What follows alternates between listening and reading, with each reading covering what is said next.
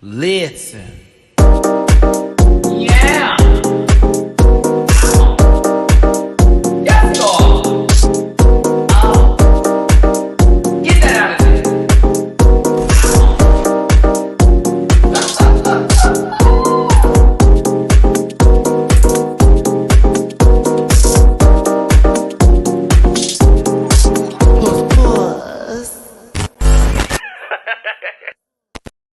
Y'all, for the life of me, I cannot find my headset and I'm going crazy.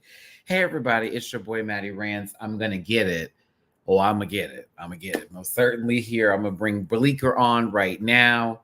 Bleeker, how you doing, love? I forgot my face lotion. No one pay attention to my dry skin. Hang on. Wait, I'm fixing it. It's fine. We good. We're keeping it real today, kids. It's a podcast, so we're going to pretend like this is a part of the programming here. I'm going to run and look for this. I have 3 of them, and I can't find out a one. And Bleeker's going to start this off and say, hello, excuse me, Naruto. Hey everybody. I wanted to start all of this off by kind of discussing what we can and cannot do as far as the strike is going on. So essentially, SAG-AFTRA, for those of you who don't know, SAG-AFTRA and the WGA, so that's actors as well as the writing teams, they are currently on strike. They currently are not doing any productions whatsoever.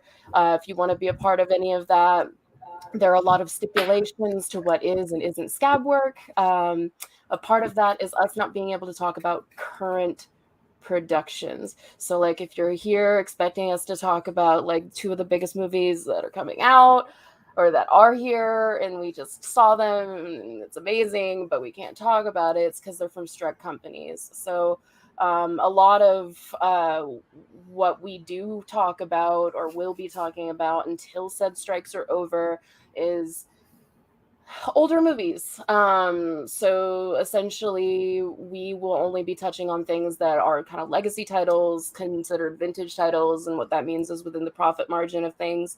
So once it hits like streaming sites and it's out digitally and all that sort of stuff, that's the sort of product we can talk about for right now. Do we have information that we can show them to where they can access more in case they have other questions? We can hold on.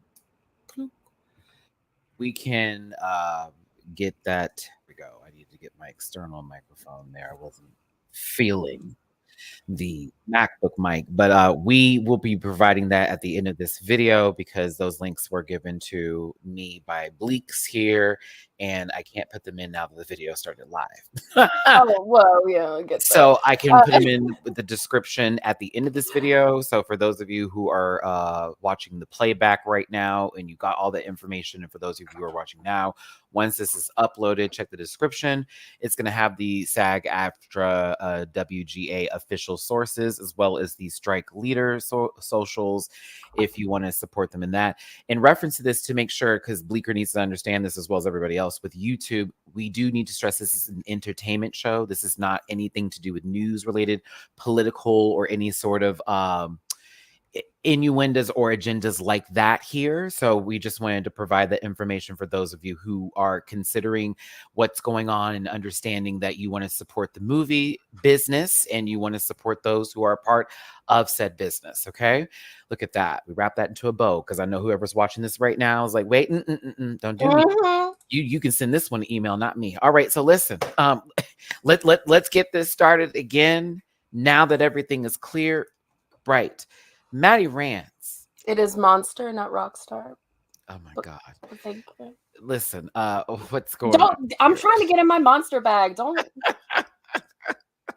Y'all requested for this to be a horror episode, and that is the category today. So we're going to be talking about specific genres in the horror universe, such as slasher, supernatural, psychological, cult classics. That can be many different interpretations, but we will have our own. And then I think we're going to come together on the sci-fi.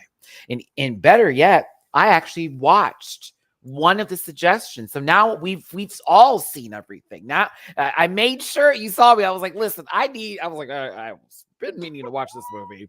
Let me watch it. It had to be explained. I didn't think it was bad at all. We'll get there because I'm fresh on the take today. Yeah, We can I get could there. actually talk to you about it. Yeah, because I'm my popsicle melted. Why Hi. did you leave it there? It's the podcast. I hope everyone's having a good day. Happy Thursday to you. God bless everybody out there. And for those of you who don't believe, just have a good day. We're gonna do our social medias right now, and then we're gonna get this started. Bleeker, if you could for me, please start this off. Where do you want people to join you in your journey through life? Bleeker, remember they, them pronouns. Please don't use other ones. It makes me sad. I'm very small. Under pressure. Everybody keep count of when Matty accidentally misgenders. Oh. Not that it's the only way we'll teach. It's okay? it's the gathering for me. So you can follow me and my beautiful wit, and mostly at Twitter. It's BleekerXo. So that's ITS Bleeker, which is spelled like it is on the screen. XOX. I also have Instagram and TikTok. It's the same except the extra X is gone. So it's BleekerXo. The place that I am the most active is on Twitter. I promise I don't inundate with posts, but there are some times where there's big news days where maybe movies get posted a lot. So Thank you so very much, Bleeker. I am doing multiple things at once here, trying to get something up that I forgot to get up as I was focused on a movie that was blowing my mind a tad bit, especially with the score. Very, very creepy. Creepy. It's your boy, Matty Rants. I'm looking down, but I'm always looking up. That's a lie.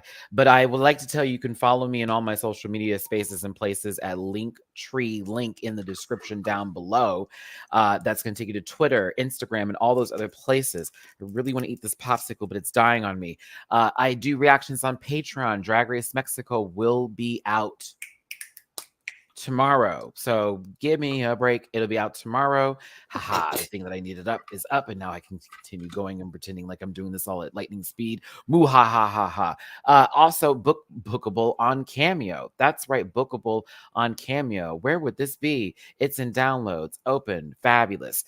As we get to this next marker in the production where we pretend like I'm doing this correctly here, bam, this is what I was getting. Disclaimer.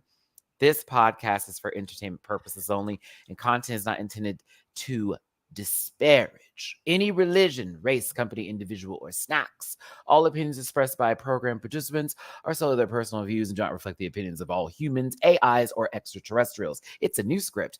Do not send hate to any of the shows, actors, writers, producers, or individuals mentioned on this program. And if you feel tense after watching this podcast, take a deep breath. And watch a puppy video or hug a cat. Just not Mamu-chan, because that's my baby. I also have merch available at dragqueenmerch.com. Shout out to Bible Girl and Company. Rant Pack t-shirts, Mattivia shirts. Panel and Sundays are best with the panel. Tank tops, t-shirts, and stickers. Oh my. I hope you're all having a wonderful day. Because I'm poor and I'm a single dad, you can send me some money. PayPal.me/MattyRants. Catch up, $MattyRants. Venmo MattyRants. Once again, poor, single father of one cat. And thank you so much for being here today. Also, Bleeker, I have in the description where they can send you things in your tip jar if they want to give you your dues. If you want to just say it out loud real quick, so that way the girls can know out loud, we can get it all out. Okay. So if you like what I do and you want to tell me I did a good job, just give me an attaboy. I'll even take 10 cents. You know, just grateful, humble things. You can hit me up on PayPal. It's Bleeker and Juno. So it's my name as it's spelled on the screen and spelled out JUNO. Or my Venmo, it's BleekerXo, same as all of my other socials as well. Thank you so very much. Bleeker. I Absolutely. was about to suggest you put it in a bowl. You read my mind. I telepathically sent that to you. Listen. It's a pineapple sunshine bar. I'm definitely eating this, okay? My goodness gracious. Fozzie, thank you so much for the super chat. After seeing it, Barbie is in my top 5 of 2023. We talked about it. Can't speak of it today because of the strike. I understand your feelings on it. I most certainly have seen the movie, so I totally get it. I already posted my feelings in a light, non-monetizational way, which is how that's done. So if you want to hear my non-monetized feelings about the movie, they are on my community tab. Trust and believe, I understand. And I know Bleeker can say the same because we talked after the movie. And if you want mine, you can always follow me on Letterboxd. That's where I religiously do my movie reviews. I watch way too many movies. It's Bleeker. I was just about to see. This is so funny. I've been bugging you to make one. You should. But somebody just asked me, "Hey, hun," and it's Baked by Bunny. Shout out to Baked by Bunny out here in Houston. When are we going to see Talk to Me? And it's funny we're talking about horror movies, and we can do that one because we can do A24. It's indie. Oh, really? Listen, I'm seeing that probably indie features, indie studios. We can absolutely talk about. We can go see. We can do all of those movies as they come out. We just can't talk about the big ones, the big 10 studios. I got on my leg. Oh my God. Now you're going to be sticky the whole time. But it's so good. Oh my goodness. Oh, it's all between my thighs. Listen, this is not that podcast. I love me sometimes, but I also hate me as well. Mamu-chan, baby, why are you looking at me crazy? Uh-oh, you smell the pineapple. Get away from me, child. We're going to get into this horror stuff today. I'm excited for it. It's one of my favorite genres personally. Me plugging my Letterboxd. Listen, as I Chad, I'm wiping this off camera here. It's a little sexual. But are you doing the inner thigh wipe? Yeah, because it's giving very Christina Aguilera at what's her name's funeral. That's a good read, kids. I'm Christina. I was about to take a sip of my drink, you son of a bitch. No, this is my Christina Snatch Game voice, RuPaul. And I know she's gonna be like, Christina, is that you? Aguilera? I'm suing. Oh my God. Okay, Miss Baba would have sounded like she's from the 1920s when, those things were okay, but we're gonna be all right. Anywho, we ain't talking about her. She just wants a candy man, you leave. That's fine. That's fine. We ain't talking about her or Screamer for Hudson. But let's talk. You know what we should talk about? We should talk about our favorite slasher. You know what? We should talk about our favorites. This is Bleeker pulling me back into it because I was about to read a couple people for about 5 minutes. I know. And you're right. And I am still going to read them. So back to Screamer for. No, I'm just kidding. Let's go ahead and bring it on in, kids. I did this for you. Whoop. Matinee wishes and fresh popcorn dreams. We'll get a song together soon. It's going to happen. It's going to happen. I want it to be very, let's all go to the lobby if I could. That's I would love that. Yeah, but a little bit more up to date, a little bit of a vibe, not too lo-fi, but chalkboarded, if you will. Slasher is going to start this off. We'll get to supernatural, then psychological.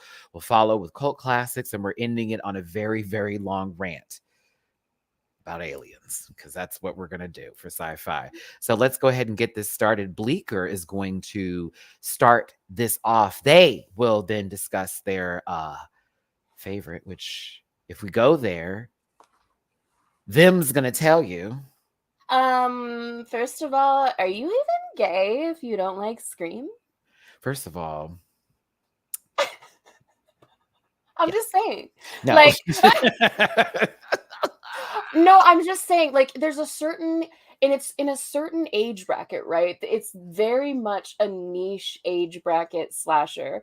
Obviously, I also love Jason. I've got the mask next to me. I was going to potentially pick Friday the 13th, but there's so many of those movies, it kind of doesn't seem fair at that point because there's just so many to pick from, and they're all vastly different, and they get worse as they go along. Whereas I feel like Scream has kind of stayed fairly steady. There have been some that are worse than others, but specifically the first one was this cultural horror reset in my brain. Like It was when it released came around out, Christmas too.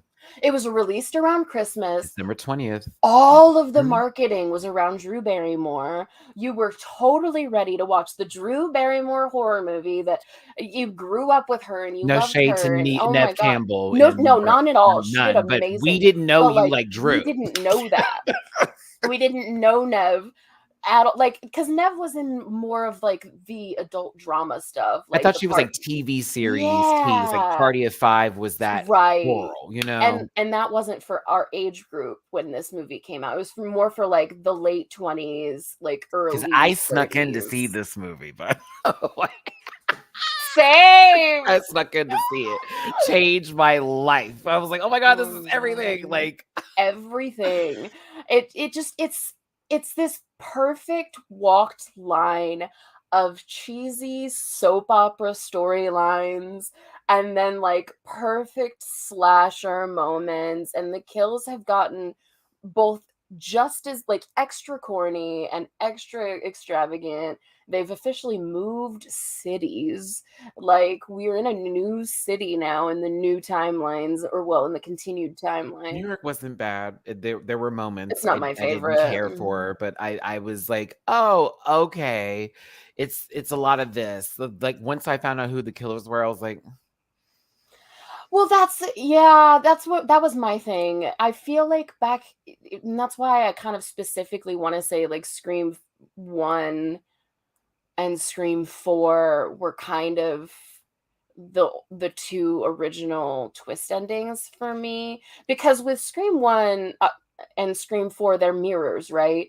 When they yeah. did the first trilogy, they wanted to reboot it, but they wanted it to be the technological mirroring, mimicking copycat behavior. So it Well, makes sense that it's the that same was sort of Scream, formula. though. That was the whole emphasis of copycatting from the movie and following the horror tropes on who would go first, who was going to die, who was going to survive, final girl tease.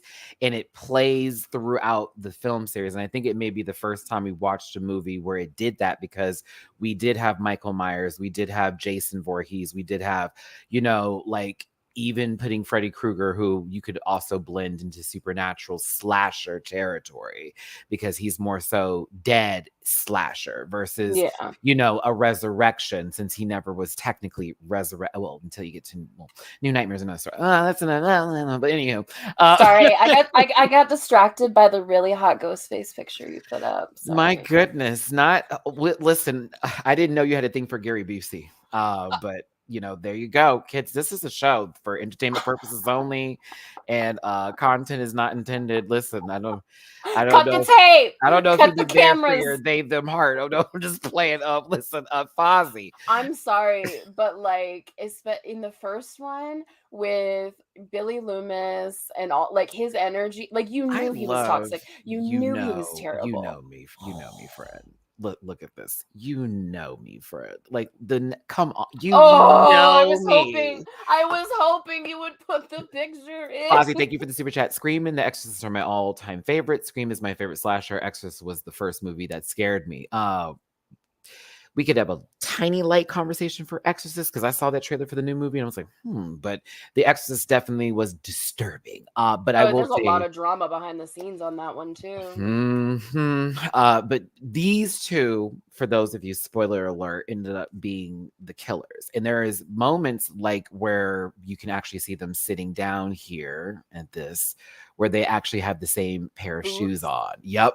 And it was a giveaway in the beginning. And I love when movies drop Easter eggs, because you never know, you're never paying attention. I always assumed it was Billy because of the bad past, and of course this weird storyline around him for the newer movies. But this one surprised me, and I was like, oh my God, like how? I thought he was the goof, but the goof normally goes. And again, a lot of the horror movie emphasis on this, I'm totally with Bleeker on the series. Wes Craven did that. Okay. Well, he kind of set a precedent for like how we go forward in our horror movies, from like in that whole like he had a 15-year reign on like how we've set up the formula for these slasher movies. Like he didn't invent slasher by any means necessarily, at all. He definitely but revised the series. The genre was starting to die out. It was starting to not be as like popular, less people were going.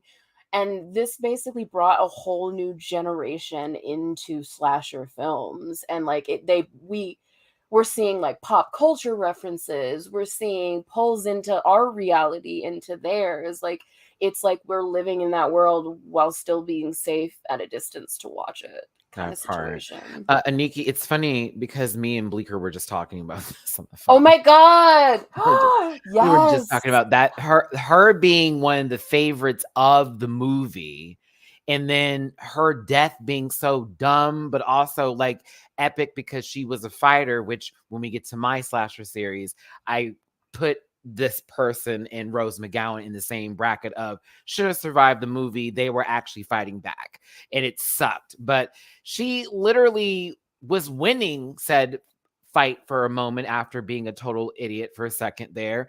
And she decides that the only way out is through the dog door with some D's on it. Throw some D's on that whole just bought a Cadillac.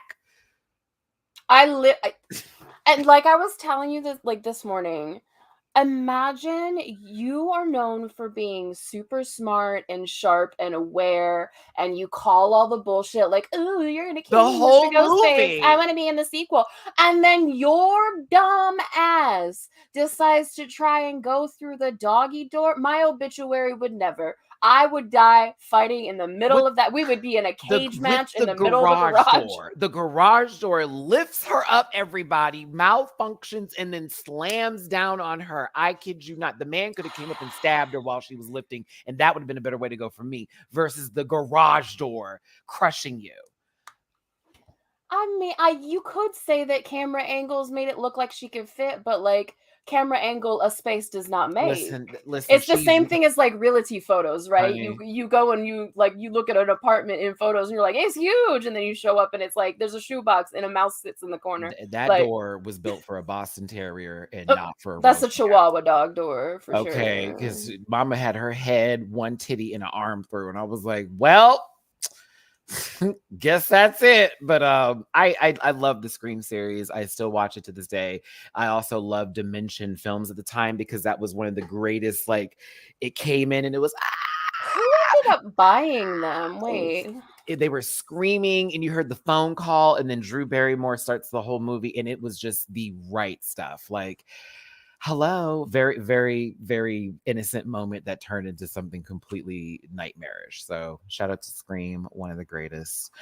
We're going to get to my suggestion now for slasher while Bleeker pulls up who bought out Dimension. I don't want to say his name. He's the devil and he's in jail and he's done a lot of really bad things. He owned it and then it got sold to one of the terrible companies. Ew, that person? That person owned it, started it, and then he sold it to Schmeramount Muss.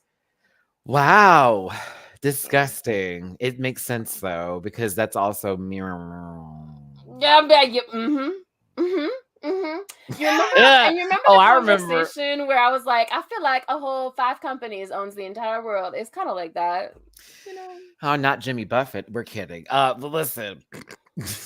Okay, insurance. All right. Do you know this man drug tests for his jobs? How dare you, Jimmy? Do you mean Warren Buffett? It's not Jimmy. Jimmy Buffett's Margaritaville boy. But don't they both have money? They both have money, but Warren Buffett. Jimmy owns something too. Jimmy to Paris. Jimmy is Margaritaville rich, but Warren Buffett is the billionaire. Wait, I know they're both loaded. Hold on. They are, but one is very wealthy and one is just wealthy, you know. Wait a minute. Listen, I know this man lives on somebody's island. Just trying to make sure that we're talking about the same person. I just want to. Oh my God, Jimmy Buffett's worth $1 billion? I know, but look at how much Warren Buffett is worth. Let me look this up. Pretty sure that the same. Jesus Christ! Yeah. $116 like I said, dollars. Not even a competition. He's one of the richest men in the world. He's like top 10 still, top 5. Yeah, Elon Musk is $239 billion. Not anymore. That man can't liquidate any of that shit. He's locked in. Bill Gates is 121. This is great. Okay, Bill Gates would have more money if he didn't do all the charity shit he does. Not saying he's not a bad person though. He's done some charity. We wish you a Merry Christmas. Anyways, keep going. Let's all right, go. So Scream. I'm sticking with my answers, Jimmy Buffett. But let's keep going here. I know it's a word though, but I like the fact that I think I just wanted to make sure because I was like, listen, I will carry it forever. I will carry it forever. Girl, who owns Progressive? Jimmy. No, Jimmy. I just assume Jimmy Buffett owns everything at this point. Our sister Adore. Saw your news today. All our love to you. All our love to you, sister. Listen, now we're on to my slasher choice, and I actually chose a classic for me, and it's I Know What You Did Last Summer, another movie I snuck into. It was the music that rocked doom, doom, doom, doom, as the waves are crashing into this like completely privileged zone of people of no blacks allowed. But listen, but we... I mean, are you wrong? I'm not. Like I'm trying to picture 80 black folks in this movie. They're not till the sequel when we had, the Mekhi Phifer and Brandy's contract to not have be dead. You know what I'm saying? Very LL Cool J of it. I'm sorry. Basically, that is the second LL Cool J reference you have made to me in 3 days. Do you need to have beef with LL real quick? I used to love me some LL before I found out he was homophobic. But listen. So no, listen. These kids were having a good time until they ran over some man, y'all, and he ends up coming back for revenge to take them out, okay? Because they just dumped the body, didn't tell nobody, all this kind of mess and its consequences for these kids, right? But you think that this is going to stop, but it won't. And this man has a like a ice hook, or I forget what they call that, a little pick of something, sickle cell. Nope, not that at all. But it can do damage, and it's gross and it's scary. Okay, for me, I picked this because there were so many laugh out loud moments that happened in this movie that were ridiculous, as well as scenes where I was pissed because it got me really into the slasher genre again, like Scream was. It was like, oh, I Know What You Did Last Summer. Let's go.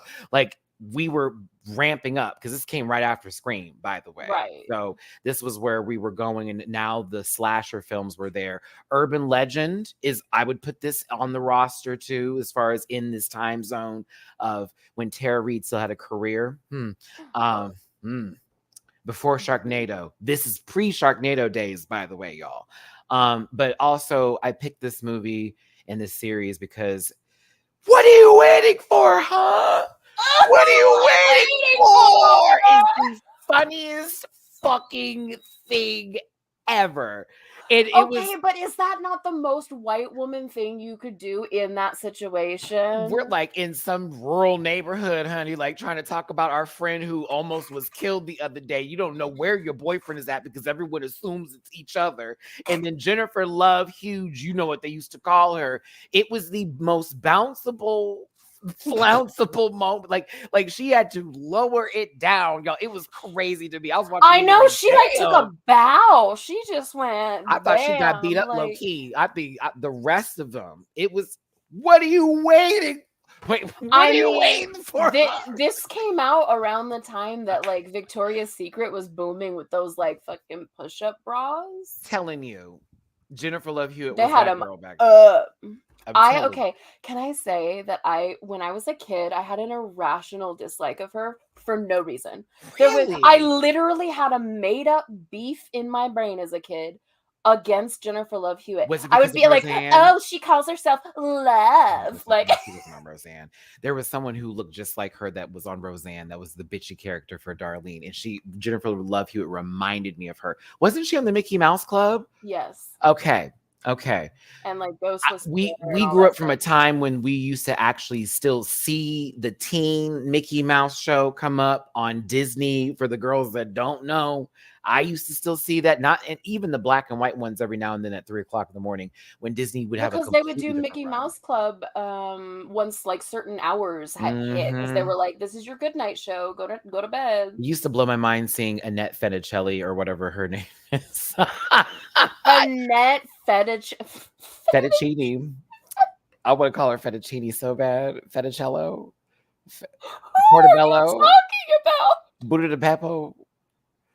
It's Annette something. Tortellini? Is it tortellini? Wait a minute. Let me look this up. I don't know. I It's don't know who you're. Fettucello. It's something. It's an interesting last name. Hold on. I'm gonna laugh if it's nothing like any of those names. Just so you know. Like, just so you know. If you're making up a pasta last name for Can an you Italian imagine? woman. Can you imagine? Funicello. I was right. I was right. I don't know who you're talking. She was like in Psycho Beach Party in those like 1950s kind of movies where Oh, gotcha. like Okay. there you go. I knew I wasn't crazy. I knew it was something. I was like, who is he trying to bring up right now? Some other brunette. But I want to get into Sarah Michelle Gellar not getting their dues. Buffy the Vampire Slayer died a really pitiful death here, and I was pissed. Like literally after fighting her way, chase scene, escapes the cop car, She did the fully most work. jumps. Like yes, like she did. It was the most angry death for me. I remember everybody in the movie theater was pissed because she was right there at the parade and the music was building up and he just popped out of nowhere. She had one last hit in him and he stuck her and it was over. And I was, I'll never get over that death. I will never get over it. So yes, that's one of the reasons why I love it. It just used to be so impactful for me as a slasher film. Thanks for tuning in. I want to know when this came out. I think 97. Okay, I'm proving my point. My point stands. Okay, so like all of the marketing was for this was a red herring as well with Sarah Michelle Gellar. But the problem here is they waited too long to kill her. So like, do you remember it was like Sarah Michelle Gellar and Freddie Prinze Jr. and they were like the marketing. The poster had Jennifer towards the front, but they had like really hard focused because she was Buffy. But the flaw here, not the flaw because it was a great movie, but the reason people were so mad about her death is they tried to pull a Scream, but they did it all the way into the movie. Like it was too far in. And I think I was so angry about that because I was like, how are you going to make me fall in love with her even more? I was already in love with because her her with character the was like marketing. actually like cool, and then she had the bitchy sister, and it was like this whole moment, and she just won the pageant and all They were trying that. to capitalize on a lot of shit. I agree with you on this one because it was like, how dare you kill her? How dare you? Now we're going to Supernatural, and I'm going to start this off, and Bleeker will follow us through. I'm going to do The Others. I wanted to dive into a PG-13 rating. If you're watching this right now, if you're tuning in, this is the Matinee Wishes and Fresh Popcorn Dreams podcast. We talk about movies here today. Thanks for tuning in. Thumbs up, please. Drop a like. Get in the comment section. Live chat it up. If you're watching this on the playback, shout out to you. Get in the comment section. Drop a tip in our jars if you love us a little bit more. Just kidding. But no, seriously. We're poor. But I'm going to start with The Others because Nicole Kidman actually will be on this list a lot today. This movie was a shocker for me. I remember being in the movie theater at the time. I forget what date this came out, but if I can give Bleeker an idea of what theater I was at, Tinseltown. Oh my gosh. And it was when they only had 2 stadiums. Remember? And it was in the corners, and there were the big one. It was the big ones, like with the big tubes. Yeah, yep. Purple and green, tacky, just gross, ugly. Where it's like you belong in a mall, you don't belong in this freestanding. It's like the Denny's of the movies. You know what I'm saying? Like very much that. It just was not that girl. And so I went to see The Others, and it just so happened to be in the big stadium. But not a lot of people were there because I went to an afternoon show. And as a reminder, y'all, I was a kid who parents at the time would drop them off at the movies, and I'd be there all day watching several movies in one day. That was my like go-to, and they knew we can get Matt out the house. Also, times were a little bit better where I could just be dropped off at the movie theater in said area and nothing was going to happen. And they also knew I was crazy. So that was a time back in the day. I could tell people so often that I was just dropped off places. And nowadays, nope. It's never to be seen again. Package lost, no carrier. You know, we're gonna be Stormy Reed and missing, and we're looking for Nia Longass in Panama or something crazy. That was not where she was.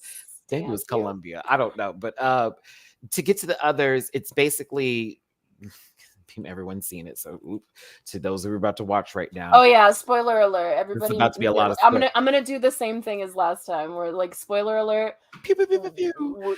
We're gonna give you the ending here because that's the only way to really summarize this movie. Because my God in heaven, this woman. We'll give a thumbs up whenever you can unmute. This woman and her kids have this giant estate that they've been living at, and her husband is in a war and they're waiting for his return. And so as they're in this home that they have moved into or whatever, it seems that there's something happened that's strange. They can hear noises in the house and they feel that the house may be possessed or something is in there or ghosts or anything like that, right? Now, there is staff that works at this house that is trying to calm their nerves and make her relax, but it seems like they may have some sort of thing to do with all of this, right? So through a whole lot of drama, especially that scene of her going out into like the woods and it being the war zone with her husband and all that. His ghost coming back and basically saying goodbye. Saying goodbye. Okay. Heavy. It was heavy. It was scary. It was that shit like got me because I didn't realize what it was until later when you find out what's going on. Like, holy shit, if she's living this over and over again. You find out because she initially thinks that her children are dead. And it's like, oh my God, I lost my kids. I'm going nuts. I'm like, no, man, we all have died. We are in this house. She was dead the entire time, the entire movie. And not only that, but she's the one that killed them all. Whoo! Killed her children. And supernatural ghost shit. Very much that, and is lost in her house in a memory of thinking her husband is going to come back. And she is the one that is haunting it. And that these people who they hear in the house or all these ghosts and bumps, no, those are the actual occupants of the home. All right. It's a lot. It's a lot. We gave away the ending there. You can unmute. Oh, they were. I want to hear your favorite part of this movie without it being the end. Okay. Because the end is clearly good for everybody. Okay. So it's this part with the piano for me. I think it's two of them. It was something with this room. I remember how dark that scene was. And it was like pitch black. And it scared the crap out of me with, you can only hear her heels like clunk, clunk, clunk, clunk. And okay, what's going clunk, clunk, clunk, clunk, clunk, clunk, clunk, boom. And it's like, oh my God. Like I freaked the fuck out that moment. But no, it's her child when she's sitting in the middle of that room and she's playing with that little toy. And then she turns around, Mommy. But I am your daughter. Oh. And the music. It was like, wait, what? So yes, it was a lot. My God. It was a lot. I'm obsessed with this movie, honestly. I know somebody already mentioned it, I think, in chat, but the whole thing is on Criterion. If you have Criterion Collection, which well worth the monthly subscription, by the way. You get 4K viewing of like a ton of movies. Just pulling the sheets off the furniture and shit. That was like intense. But for me, I think the scene that really gets me is when she has the daughter like reciting the Bible verses on the stairs, and then all the noises start happening, and then this fight or flight of being a mother is like there, and she's trying to protect them, and then all the curtains have disappeared and she doesn't know what to do about the curtains, like all because she thinks that they're allergic to the sun. All of this, like, oh my God. Like the whole thing is just like, is she going crazy? What's going on? Oh my god. And then the reveal at the end is just like, it perfectly wraps it up in a bow. Like the favorite scene though is the one that you've got up, the same one as you. Like it's just so eerie, because if you think about it, it's just a little girl playing, but she is so out of her mind from like whatever reality there is to leave this purgatory they're in. It was But the she can't get very it. It's so good. what will we do now moment of it all. That was, Yeah. I was like, oof, this is a lot. And then after you finish this movie, it just like, it makes me need to go outside. I'm always like, I need to be outside. I need to feel something. It was the first time I saw a PG-13 movie that actually left an imprint on me, and I was young when I saw this too, so it was like, oh, I'm allowed to see this mess. So I have to give a shout out to that. And Nicole Kidman, you acted your ass off in this movie, as she always does. When has she ever been a disappointment? That woman threw her entire and everything into that fucking AMC ad.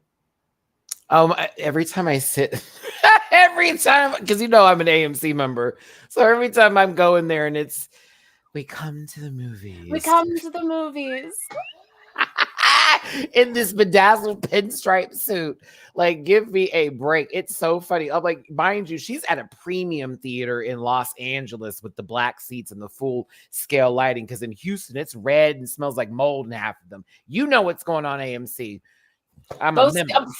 My seat for the not the last movie, but the movie before that I saw, the armrest was broken, so I had to press thighs with a stranger, first of all. And then the other side, the reclining seat didn't work. And then the bucket was so scooped and broken that I was literally sitting like a shrimp watching the toy movie. I was so upset. It's pressed thighs with a stranger for me. I'm weak. I'm sorry. That was just funny to hear that out loud.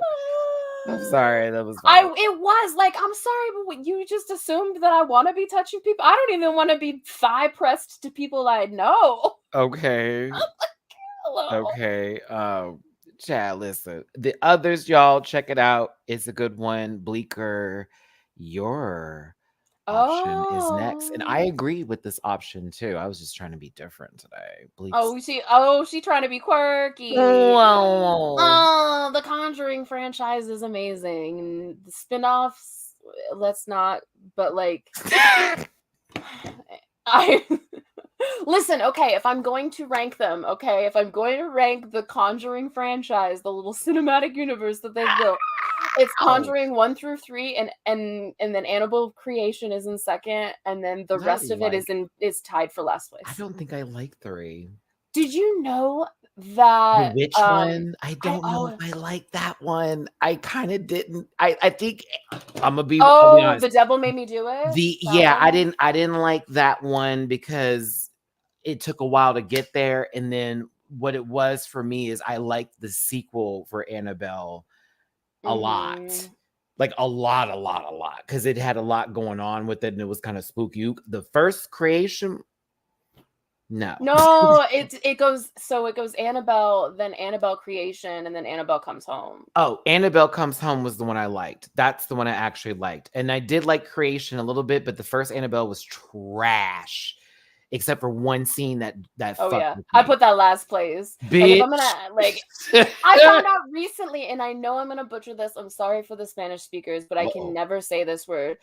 La Llorona, I think that's how it's said. Curse of La Llorona. I know what you're referring to. A part of that cinematic universe, apparently. How are you gonna take a real folklore and never mind? Anyways, I want to preface this by saying the real Warrens are very terrible people, and they used a lot of Christianity to weaponize against things. If you're Christian, that's great, amazing. They weren't real Christians. They were crazy. So this is the beautiful fictional world of the Warrens, where we actually enjoy them because they're doing good things. The first one in particular, it's the mother stuff. It's the mother stuff that really, really, really gets me. She's a great actress, by the way. Oh my She's one of my God. favorites. Every time I see She's her. so incredible.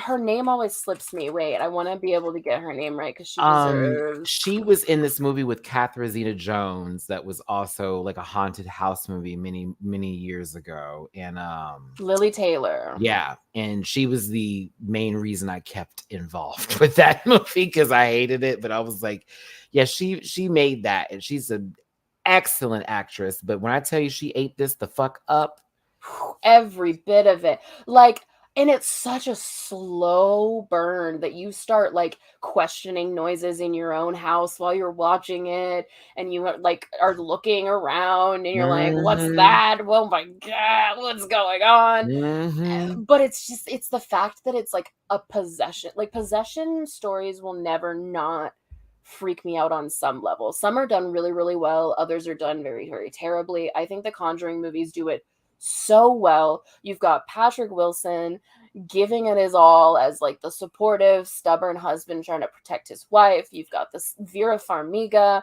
being like mothering up and down that entire franchise.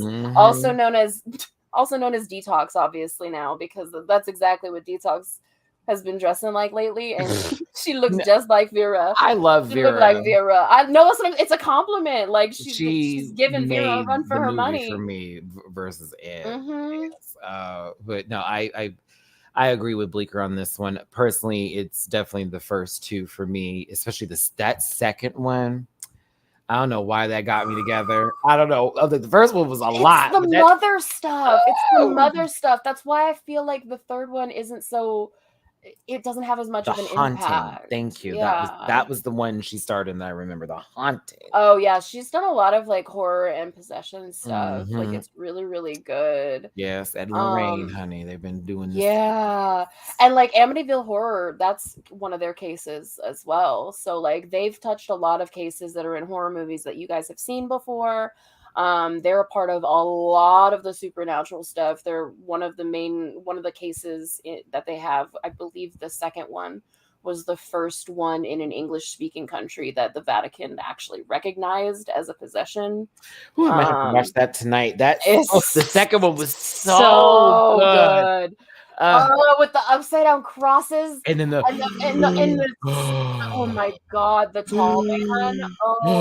And you find out that it's not him, and he's just being used. I was like, what? And then it was the like he is being the premonition of like the husband with Ed Warren, the tent at the top of the staircase. Y'all have to know that the house was suffocating because it's a townhome. So like all of that film work happening in that tiny home, like that the base camp was at the top of the stairs, and that thing comes out of it, and spooked the shit out of me. I was done. After that. I was like, no, this movie is too much. I can't. But I love movies that make me feel like that. Take me there. That's why I'm saying Talk to Me Tomorrow. That's right. Freak me out, A24. Yes, I'm very happy for the. Oh, oof. So, do you want to know some fun stuff about The Conjuring 2 and then like filming and stuff? Yes. Okay, so with The Conjuring 2, they had to bring a Roman Catholic Archdiocese of Santa Fe out to bless the set of the sequel because there were so many psychological and spiritual events happening on set. And they saw The Exorcist, right? So they were like, nah, I'm not doing this.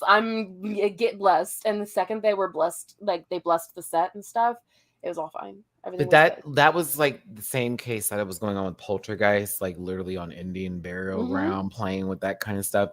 Like you say with The Exorcist, like people died. Like theirs was filming in Los Angeles, so like they weren't on top of anything. I mean, I'm saying like the location they were at is confirmed a place that they weren't on top of an official thing. That's not saying bodies haven't been buried there before. It's Los Angeles. That's what I'm saying. I want to make the definitive. They have earthquakes. Clarity. I want to make the definitive. We saw us too, everybody. We know there are people living under the boardwalk. We know Santa Monica's the place. No, I'm just playing up. It's been a speech, but no, give it up for the Conjuring series. If you haven't watched it, I highly recommend it. The first Nun, not so much. Mm-mm. We'll let you know about the second Nun once the strike is over with. I do plan to go see it, even though I'm expecting the worst. But got a couple of good actresses that I like that are going to be in there, so I wanted to watch it. Now for me, oh, there we go. We're in psychological now. I just watched this movie. So I understand what this conversation is about to be about. Wish I had more screenshots for this. Bleeker, start the hell this up, because my God, this was crazy. Oh, for anybody who's not familiar, this is Yorgos Lanthimos as the director for Killing of a Sacred Deer, as Colin Farrell, our Queen Nicole Kidman, Barry Keoghan, Barry Keoghan. The best way that I can sort of describe this is, again, kind of like the others, where I sort of have to spoil. We're going to probably spoil the ending of this. Right before we do it, I will give a signal, though. I'll do the little thumbs up thing so that way you guys can mute. But this one is such a psychologically damaging film to so many of the characters. It's the best question I could pose is, what would you do if your family started falling ill after a teenage boy basically like threatens your whole family's livelihoods if the father didn't comply with his wishes, right? Like, it's just so intense. You've got this family. He's got a surgeon who's really, really good at his job. He's got 2 kids, a daughter and a younger son, and his wife. He and his wife are very stoic with each other, very rigid, he's very scientific, surgical. I'll be right back, everybody. Bleeker, keep it going. How dare you? Someone's getting their car towed. I'm just trying to make sure it ain't Are you being nosy? I'm being nosy to make sure it ain't mine, because I got all my shit right, but I want to see who low key, because I'm like, oh, not the Jag. Excuse me, I'll be right back. She got the blinds peeked open. Yeah. Look, I did see. I knew it. All right, so with Yorgos Lanthimos, a lot of the acting is more stoic, and its momentum is built on the score and the tension of the actors together. So basically, his son starts to fall ill. You see Barry Keoghan come in and out of the picture. He's kind of strange at first. You sort of meet him in this weird, mysterious way where you think that he's like got an inappropriate relationship maybe with Colin Farrell's character, or maybe he's like a kid that's being mentored, or maybe he was even a love child. Like, you start making up all of these different things, but you focus on the son who's fallen ill and starts not being able to walk. Now, as you progress, you start to find out things with the characters, and I'm going to be giving from here. It's spoiler central, so we're doing some spoilers here. This is the middle to the end of the movie.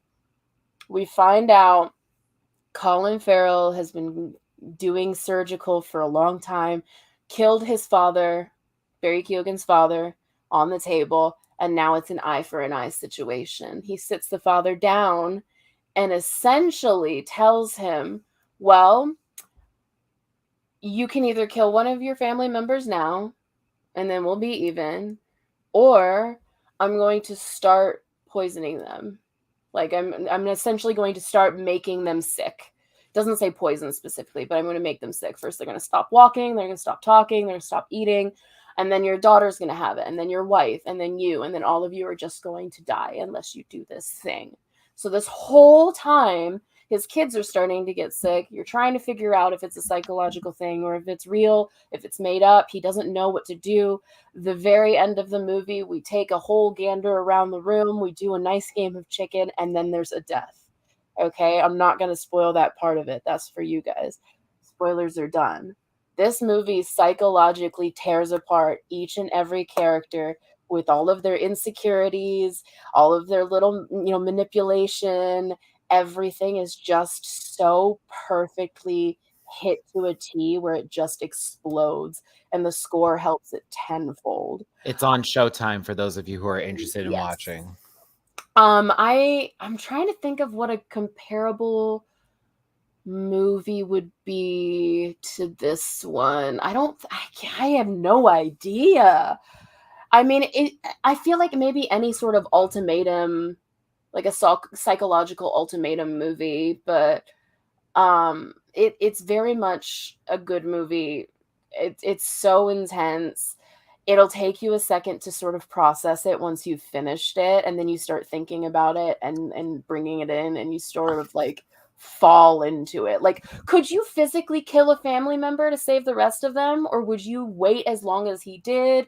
Would you do it right away? Would you just call his bluff? Like, you see people in your family suffering. It's such a trolley problem. I actually watched this prior to this podcast today, and I was most certainly asking Bleeker, what the hell is happening here?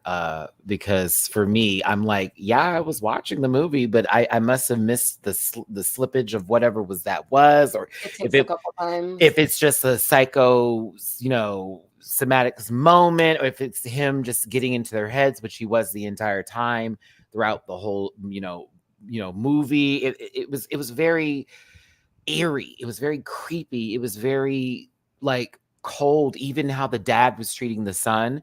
There were so many moments where I was just so disturbed by Colin Farrell and how he was almost making it seem like the children were making fun of him or messing around or lying about themselves being sick. It was very hard to watch in moments. And Nicole Kidman is so just in her own place. It's so weird to watch She's her. So Valley of the Dolls, yeah, right? like she didn't Valley move, of the Dolls. unmoved, unwavered. And the only time questions. she moved is when it was so severe. Oh, I would say yes. I would say close, but nowhere near. But in that same sort of feeling, because I know you've seen The Invitation, like that feeling of like a slow drive, but it goes into a very dark. I hated that ending. I'm not gonna lie. That choosing part, that was crazy. That's the point, though. That was some nonsense. I was like, "Are you for real?" Like that's. I felt like that was the one you wanted to do in the first place. Like that was the one you would have done anyways. Like why did not? What like? No matter what, he loses. That's the point. It's supposed to piss you off. It's supposed to be frustrating. Because no matter what, either he does it or they all go out because it's proven that it's happening, right? What do you do? What do you do? It's a lose-lose situation. It's a lose-lose. It was a good movie. It was a good movie. Oh, good. Oh, I know. There were times I just was like, I know. What the fuck is happening here? The first time I saw it in the theater, but when I watched it for the second time, I literally was like pacing, like, what are you fucking doing? What are you doing? I was gonna say Would You Rather, but it's not gory like Would You Rather. So like if you do Would You Rather, but not like a torture gore, it's all psychological torture. Like a lot of it is, like I said, based off of the tension of the score, and the dialogue is what you're focusing on. That is it. That is the thing. Like the score makes this movie for me. And like Yorgos Lanthimos is known for this sort of thing where he wants to psychologically break down each and every character within it. And it's filmed in such a weird, like jarring way. A lot of the moments and scene cuts are supposed to be super jarring. Colin Farrell has worked with him a few times now. He also did The Lobster. Even weirder than this one. Even more harrowing ending. and this one, same thing with The Favorite. Super eerie, super psychological. I saw The Lobster. Oh, that was fucking weird. That shit was weird. Oh my god! Don't get me started. The end restaurant scene and then the oh my god. The eye roll I did at the end of that movie. I was like, girl, you know what? Fine. Okay, but see, that's because we don't love anybody more than ourselves that much. Okay, like let's be real. Let's be real. Am I wrong? Like this. Like, I just got up. I was like, ugh. My friends were like, "Oh my god, his one last act of romance," and I was like, "Baby, that's toxic." Like real talk. Why do I gotta go blind if you? Like, girl, that was me at the end of it. Anywho. That was me at the end of it. Anywho. Highly recommend it. If you're looking for an ending that you're going to be 1,000% satisfied with, this isn't the movie for you. You're supposed to be pissed off at the ending. You will be. You're supposed to be. You will absolutely be. You will be. You're supposed to be. All right. I got my tickets for Talk to Me. I'll be seeing that early in the morning tomorrow. Well, I prefer a matinee. Moving forward, matinee wishes and fresh popcorn dreams. All right. So we're getting into where are we at here? This is my psychological pick here today. So I chose The Cell. I'm glad Bleeker reminded me of this one. I was going over them and I thought to myself, which one do I know I really, really want to talk about and really, really want to get into? Are we going to talk about Hereditary? It's not on the list, even though it's one of my favorite fucking movies. We're probably going to do an Ever. A24 episode, to be honest. We really need to do I think we need to. Because, like, we can't do an all Ari Aster episode. That would be a mess. Because Beau is Afraid needs time. But I would talk about it so long. I can't. Yeah, it needs time. It needs a lot of time. But we definitely want to do an A24 episode. Matty and I will definitely be polling people on what movies you want to see as a part of that. Midsummer. Yeah. Gross. That's how I describe that movie. And gross. Okay. I don't think so. Put me in a bear and burn me. No, thank you. Anywho, let's get to it. The Cell, starring Jennifer Lopez, Vince Vaughn, Lopez, okay, and Vince Vaughn and Vincent D'Onofrio.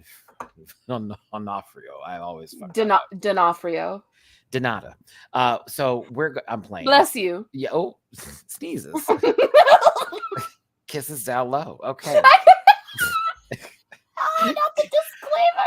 Kelly Rowland. Look at how that and that 6 degrees of separation from Midsommar to Kelly Rowland. The 7 degrees of separation that nobody wanted. That part. I like this movie for a lot of reasons. It has to do with the psychologist. Yes, not psychiatrist. She specializes in children and working with like trauma, but she does so through a machine that takes them inside of their brain. Think of Inception before Inception. Ooh, actually, yeah. Real talk. Before Inception was a thing, this movie was happening. And so she used this device in order to assist them and help them and get to know them. And it also dives into her seeing their actual history. So it's not just lies that someone's telling anybody, right? Now, she then gets called into a situation where there's somebody who is a serial killer and they need to find his next victim. And so they have him unconscious, if I'm correct in this. He's like under sedated and all that kind of jazz. And so she has to go inside his mind in order to find out where this person is. It's a serial killer who's also brilliant and twisted and dark, and she goes down a rabbit hole that's nobody's business. That's the best way to describe this movie. Very much that. Psychological and cerebral and Alice in Wonderland on steroids. Like that. Can we the torture scene with Vince Vaughn and the intestines and her just sitting on the bed. Would staring. You like the picture and reference? Oh my god, is she Cameo? It's almost there. Like the visuals are so good in this, and the director is known for that. Like, look at it's so good. I'm so glad that I didn't have to sway you, but I'm so glad that I said it because I was like, I almost put this one as mine. It's a movie I used to watch over and over and over again, and I don't really care for them as a attempted singer, but I do enjoy them as an actress. And so I have to give Jennifer some credits here because Not Set It Off, excuse me. What's that movie called? Out of Sight. Bam. Out of Sight. And this movie are two of my favorite Jennifer Lopez movies, okay?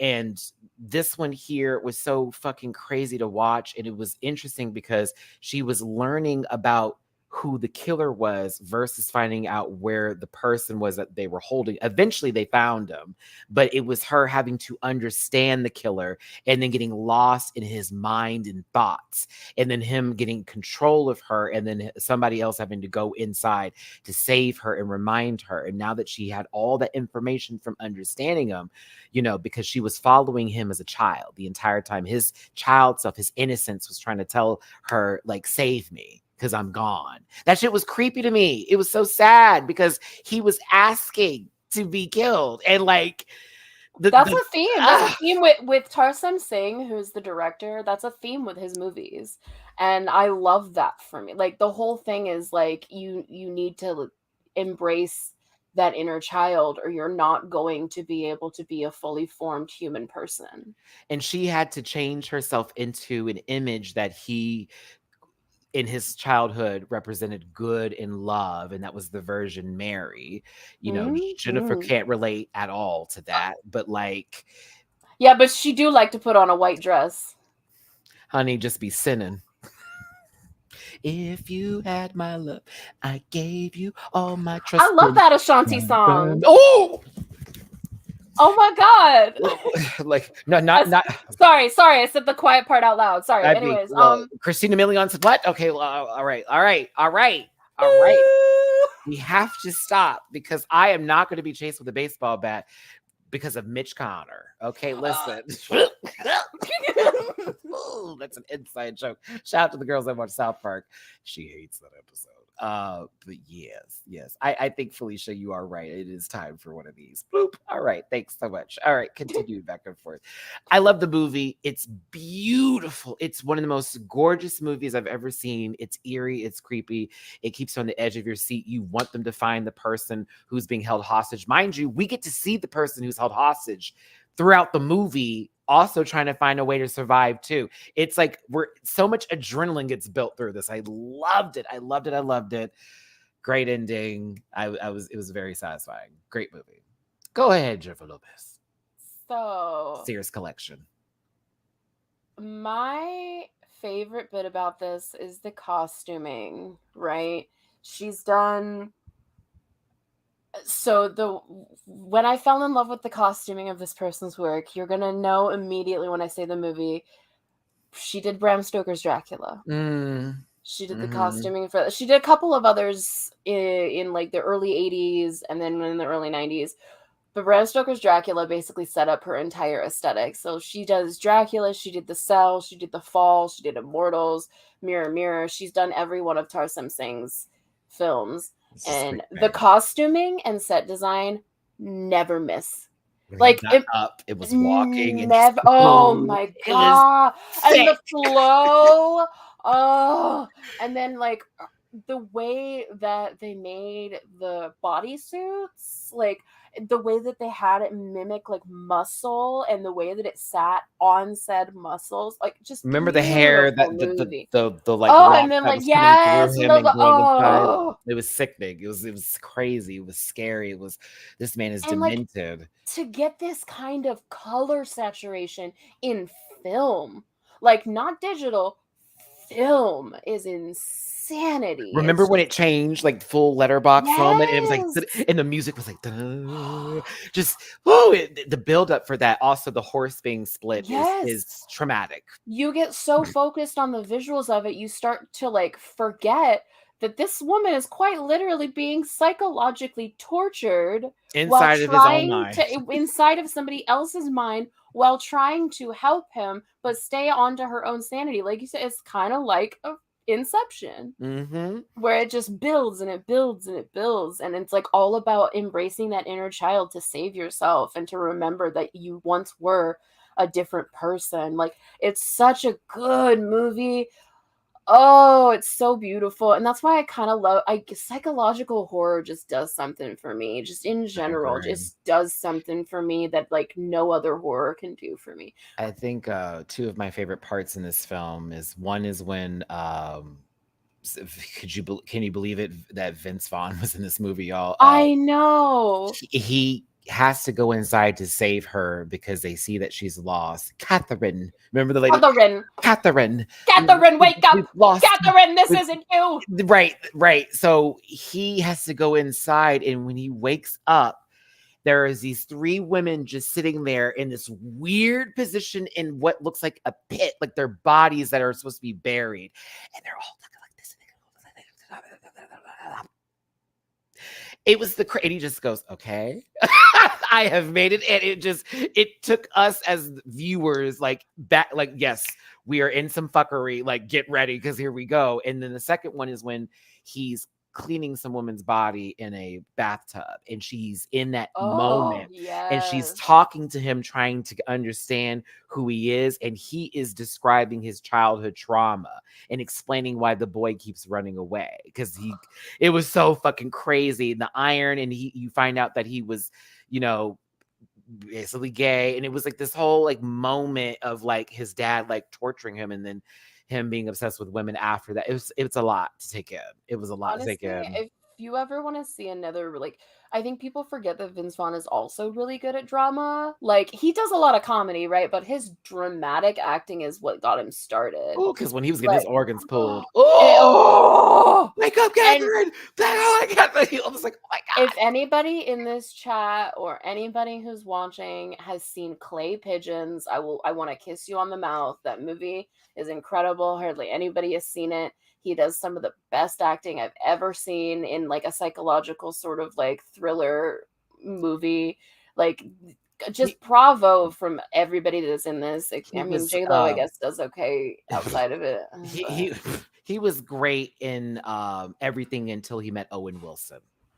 I see, that's the thing. Like, hello, like how and why? And then he got swung back into True Detective, and that was just amazing. Like, that was so good. And now he's doing like less and less because obviously his bank account says he doesn't have to do more. Right. But He had good work. I couldn't respect him and his broken nose friend. I couldn't do it because Owen Wilson acts the same in every movie. Okay, let me not do this. don't get me started on that. I could do an entire podcast on We just Owen will Wilson alone. do an entire podcast on actors and actresses we think act the same in every movie. Because baby Keanu Reeves, get ready. Here I go. As much as I love him, Will Ferrell, you're on that list too. Absolutely, especially after watching this Barbie movie. Especially after the Barbie movie. And that doesn't mean you haven't done different things, but a bulk of your work is like that.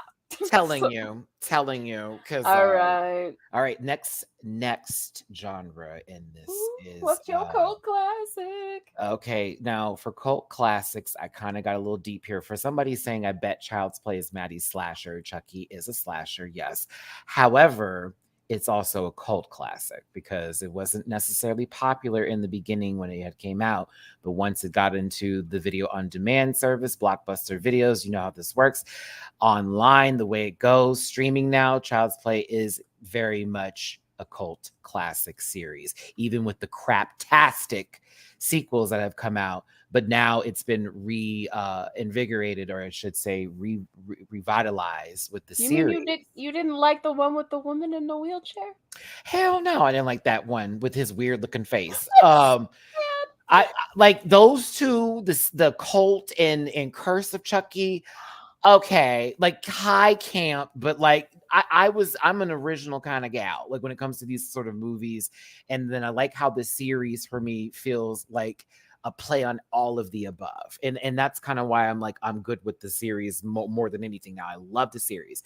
But Child's Play means a lot to me because as a kid, my brothers would torture me with this movie. The first movie they introduced me to in the Child's Play series was 2. And you want to know what scene they showed me? The moment when Andy is sliding down the rollers and Chucky comes up and goes, "Rawr!" with that knife. Ka, ka, ka. That's the first introduction I had to this doll at 4. Ruined me. I had my buddy that had to be thrown away after that. Dead serious. My brother kept his. They would throw it on me when I was asleep. Ruined me. Ruined my life. It's so messed up that they based it off of My Buddy, by the way, because like real kids have those. and yes, a My Buddy doll looked exactly like a Chucky doll. By the way, Don Mancini is a queer creator, and so we celebrate queer creators here as horror movies in general is definitely, for a lot of it, is based in queer trauma as well as queer origin story, history, background, the rest of it. But Child's Play is about a serial killer named hold on, come on, Maddie. Oh, it's spoiled. Charles Lee Ray. I was about to say. I was like, whoa, I have the ruler literally right here. It's based off of Charles Lee Ray, who's a serial killer who basically has been killing people. He's being chased down by the police. He ends up in a toy store and has to make a last-ditch effort to survive by transferring his soul into a doll because he's been learning voodoo and he's been leaving symbols at all of his places and cases. We'll get to other things later. The doll finds its way into Andy Barkley's lap because his mom, who is, a hard worker at a mall, trying to make ends meet here, has a friend who's a loudmouth, says, go get a little, back end doll. And so it's one that ended up being, taken from that scene of the crime, which happens to be Charles Lee Ray. So as the doll is now being presented, no one's put batteries in it or checked anything. The doll starts talking and moving and operating and everything's fine. But Andy's babysitter is the first one killed. And the doll is doesn't make any sense what's happening here, right? So the mom ends up in one of my favorite fucking scenes in any horror movie ever. I would argue it in the top 10 scenes ever in a horror movie because it was so good. I really hope you're about to say the scene that you're about to say. Please. When his mother starts to, after literally losing her child is now in a psycho ward hospital, and she has to take this doll back, who is the emphasis of this psycho, like what's happening here. And she starts to realize what's really going on. She picks up the box and the batteries drop. You could hear a pin drop in the audience. Like, yep. Like, okay, now you wake up, wake up, girl. And so she then realizes this thing has been moving on its own, and maybe my child is right. And she goes, talk to me. Or screaming at it, yo. Talk to me, goddammit. All right, you don't want to talk to me? Fine. She lights a match, throws in the fire.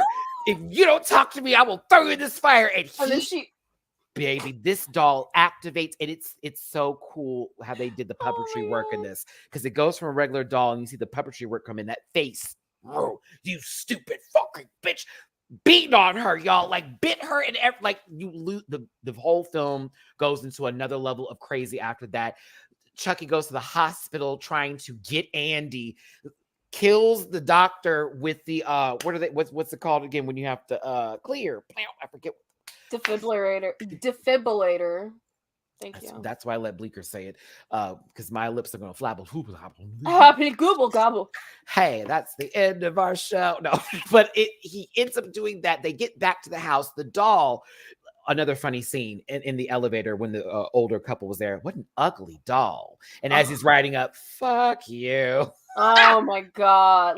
Just the way that he delivers lines are just Brad Dourif. So good. Brilliant voice actor for Chucky. I have nothing but respect for you. Like, my God, you're still doing it even in the series after all these years. This movie came out in the 80s, y'all. Like, you need to understand. And the thing that was scary about Chucky in the first movie, the second movie got really camp. It's still my favorite. That box art is, I remember in Blockbuster seeing it and freaking me out. Like, what the fuck is this? But it's the fact that Chucky got thrown in the fire, came out of the fire. Yes. And it's one of the creepiest scenes. He's about to kill this little boy, and he has this like, and he's like, and he's like, mommy, with the eye. Oh my God. Oh, it was a lot. So for a lot of people that like trash the movie, I always say, yo, the first one is that girl. The second one is even better for me because it was high camp, because they worked in the comedy more, but also the death scenes were way more elaborate. Child's Play 3 was kind of the end of it for me, to be honest with you, before we get to Bride of Chucky, which was great. Child's Play 3 with the military system trying to get into a black kid's body. When Chucky said, I'm going to be a bro, I'll never forget that. That's what I'm saying. Like, I feel like a lot of the time, like 3 movies is the sweet spot. And I feel like Bride of Chucky should have been the third one instead of the one that was the third one. I agree with you, because honestly, Bride of Chucky is especially in the cult categories of horror movies, this is that girl. Also, Jennifer Tilly, if you're like listening, we love you. Well, Bleeker loves you, but I would love to spend time between. Never mind. Anyways, someone said Bound. What? Okay, listen. Oh my God! Don't get me started on Bound. That was my sexual awakening. Please, wasn't it Bound? I literally watched Bound, and I was like, oh, I'm gay.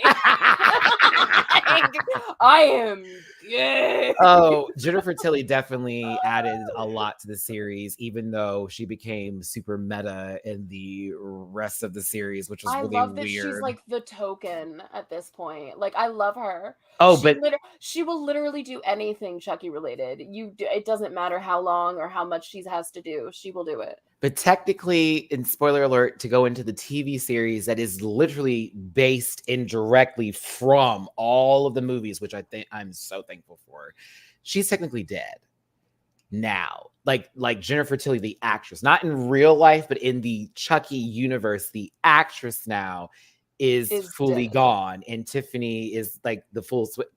It's a lot when you get to the full. Oh, I promise you, it's one of the greatest voodoo comedic horror movie situation type deals. Oh, Amberlynn, that this could be. God bless it. The girl world is it's invading my spirit. But yes, I love Chucky so much. I love Don Mancini for creating this. It's one of my favorites ever. Have you seen the documentary?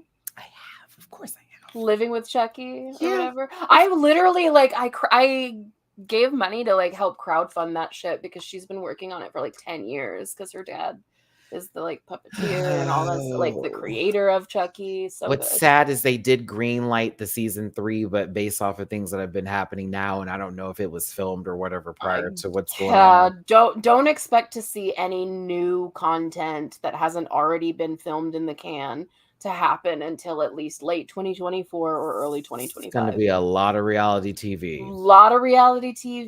You're going to see a lot of like revamps of things, a lot of reruns of things, a lot of re-releases of things.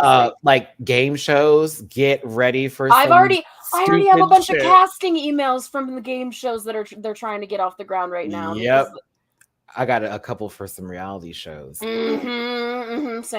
Like I'm debating. They're literally going through the database of all the people that have submitted any sort of work contracting, and they're begging. It's so wild. Very much that. Also, reminder: we watched Tiffany and Chucky have sex in Bride of Chucky. Do you have a rubber? Do I have a rubber? Hey, I'm all rubber.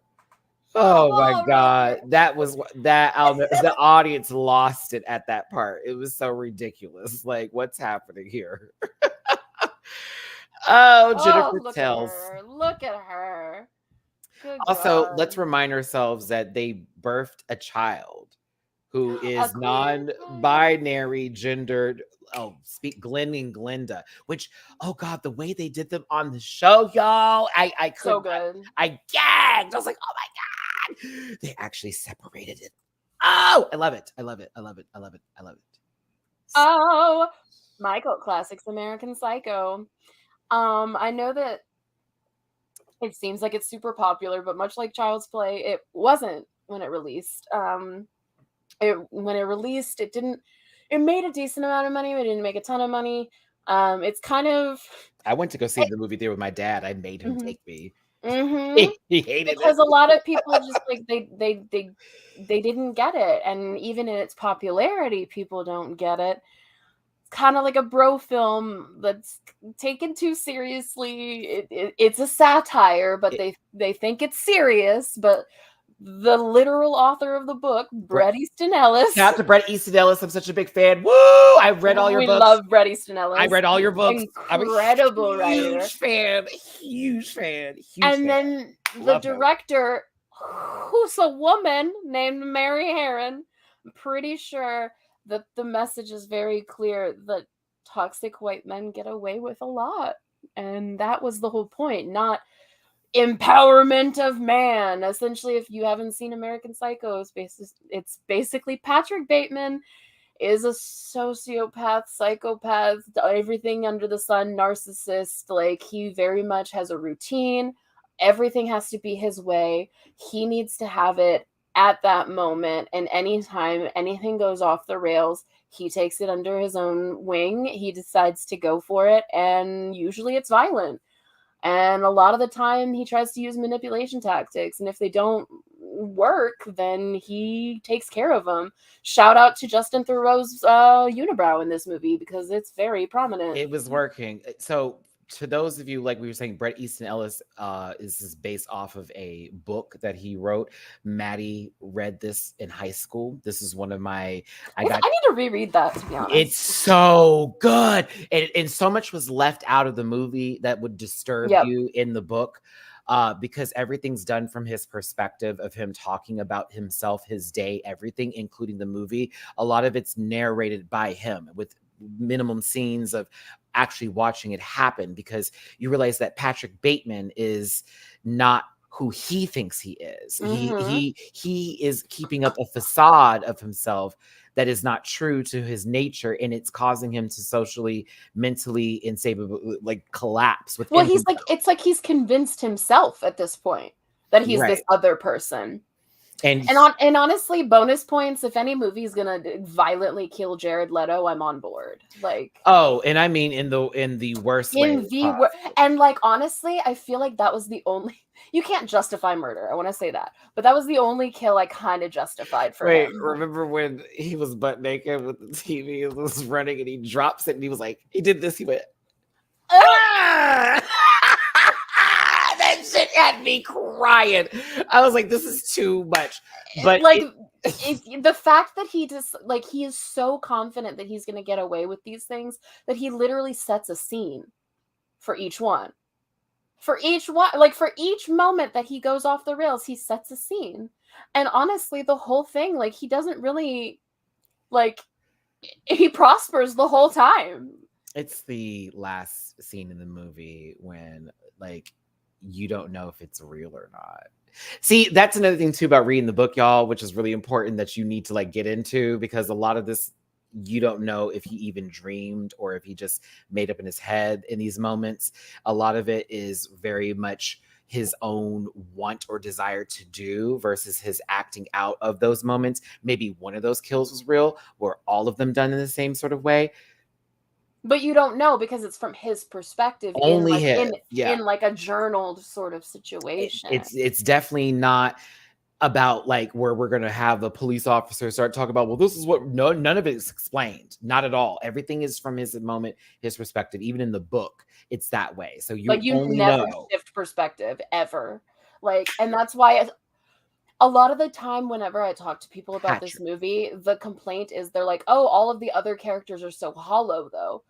Duh. Because he made them that way. Because he literally does not care about their depth. The only depth that matters is his, and his depth is that of a fucking puddle. Because when he explains anyone else, all the men, it's in reference to competition-wise and style, those who he respects and those who he loves. While with women, it's in reference to who is fuckable, who is likable in terms of being married. Everything has its own label and presentation for him, and he's very routine. So if he doesn't do his routine, return some videotapes, please. If he doesn't do his routine the way he wants to, he loses himself. And if people don't do the things that he asks of him to do, it's a trigger for him. It's very, very, which, spoiler alert, is a commentary on white men. It's white straight men. And who love this movie the most? Well, white straight men. I love the movie for other reasons, but I also love the book because it just, I know, but like, I'm just in general. It blew my mind. I was like, what am I reading? And then when I realized, oh my God, this is him. This is all in his head. What? Do you want to know a really, really funny fact, though? Mm-hmm. So when Christian Bale took on this role and he was like preparing for Patrick Bateman, do you know who he studied? Jared Leto. I'm just kidding. Tom Cruise. Patrick Bateman's whole personality is based off of Tom Cruise. I believe it. He said Tom Cruise had such a psychopathic, sociopathic demeanor that he literally just studied Tom Cruise. That's why Tom Cruise and Christian Bale never worked together. They aren't seen together. He straight up was like, that boy's a psycho. Like, I can't. Let's all play the tape of Christian Bale going off on set that one time. Oh my God. Like, again... Who called Shia LaBeouf into this conversation? Who called Shia LaBeouf? No, Shia LaBeouf isn't trying to destroy lights. He's trying to break faces of women, by the way. What? Whoa! I don't. You know what? I heard about that on the news. There was. I don't. Allegedly. She's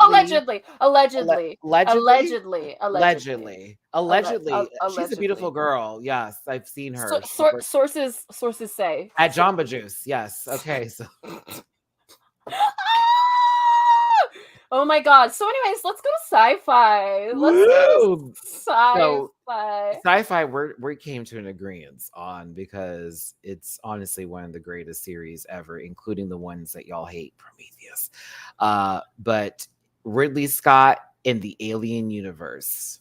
Oh my god. So first and foremost, let's give props to the most consistent franchise in sci-fi. I'm sorry if y'all hate some of the movies of this, but there's honestly not a single bad Alien movie. There's not a single bad one. And you can make an argument that some are worse than others, but there's not a single bad one. And honestly, I feel as though Alien hits multiple places in horror, right? It hits that psychological horror with isolation, the way that terror. that they're hunted like prey. It hits that body horror thing with the chest bursters and all of the like gore and whatnot. You got the final girl trope in there, which could technically fall under like a supernatural slasher of sorts. It's just so good, and honestly, the use of practical effects in this movie is just chef's kiss. Like, the xenomorphs are such a creative form. Like, it's all based off of H.R. Geiger, which look him up at your own risk because he's not exactly a good person, but he did do wonders for the sci-fi design landscape, Alien in particular. The first Alien is amazing. It's on my list, but I have to couple it with Prometheus because no matter how much you say you hate it, I loved you're wrong. I'm sorry. I like argued about that movie. I argued a lot of people for years about Prometheus. I don't care what y'all say. That movie was good. I didn't like Covenant, but I liked Prometheus. Why are you pointing your yard at me? I'm not you. Anyone saying different is who I'm pointing it to. But like, but seriously though, I agree with Bleeks on this one. Even though Aliens to me is the best one, the sequel, Get Away From Her, you bitch, is still. Oh my god, with the stomp, Get Away From Her, and like if you think about it. At the end of each of the movies, except for the third one, obviously, like, sorry, we're going to spoil this. I'm not even going to give you a warning because they're literally 40 bajillion years old. All three of them, well, the first two at least, the women and the cat survive. Amazing. And then the third one, it's about her actual sacrifice rather than being like some sort of casualty, which was unheard of back then. Now, the one thing that I do have to say is our beautiful baby Sigourney was not treated properly on that first film. She was very much sexualized. She was very much harassed. She was very much policed on her body. She had body hair. They wanted her to shave it. She said no. They purposely edited her body post because of it. There's a lot of things that go on behind the scenes that is very sensitive. I would feel remiss if I didn't touch on that because it is very important since we are talking about it. But she's kind of turned it around and it's kind of her franchise now, even in the new cast. It's kind of her franchise. Without her there, and even the newer ones, she's very much missed. Ripley was that girl for me when I was growing up and I saw that scene of her in her underwear and a gun and a flame gun. That's the scene. And all you hear is do do do, and there's no music. It's straight up paying attention. And mind you, she gets through it unscathed until we get right back to the escape pod, and this mother is waiting on her, and it's insane. And she has to put on her suit. She has to be so quiet and quick about the whole situation. Right. It was this was some, you could put this in psychological, you could put this in all science of the fiction. categories. Every single one of the categories on our list. It's terrifying. I want to say I was blessed to see this in IMAX on its re-release out here in Houston. And I watched when they released it was like a 25 or 30 year anniversary or something like that. Seeing it in IMAX was another level. It was still just as terrifying, and it was even better because I got the theater experience for someone who wasn't born in this year.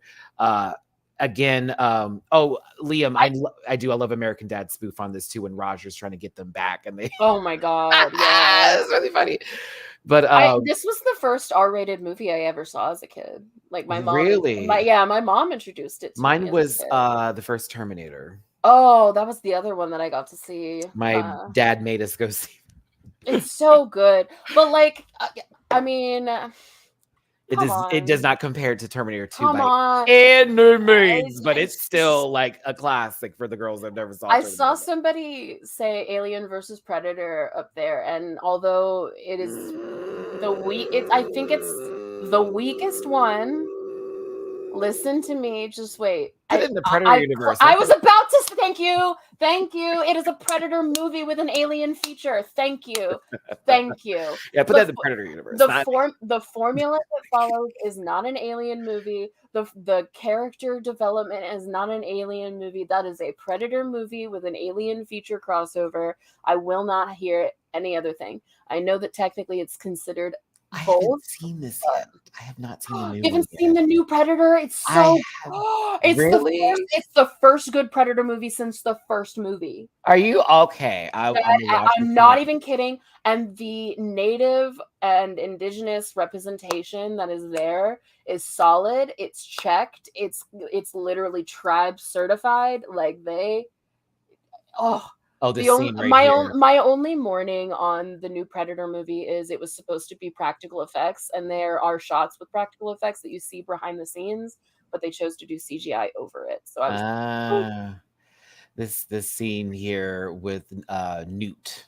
Oh my god, yes. Yeah. And her like barely speaking any words whatsoever and doing such a good job as this little girl thrown into the Ripley. Oh Ripley. My god. Oh, I was losing it when they grabbed the baby, y'all. I was losing it. And she needed her little support.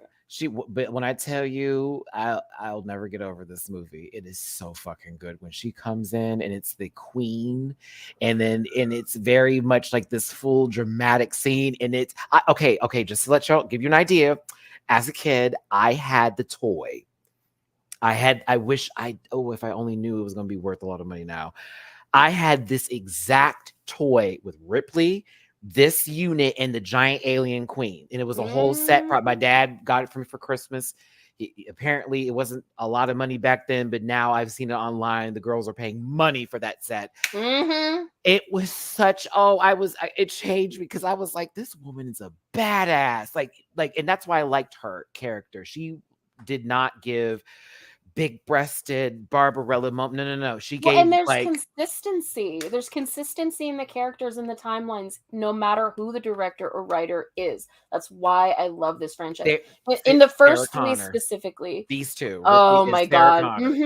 10,000%. It was Ripley and Sarah Connor. Very much so. And like, if we're specifically talking about the first three movies, right?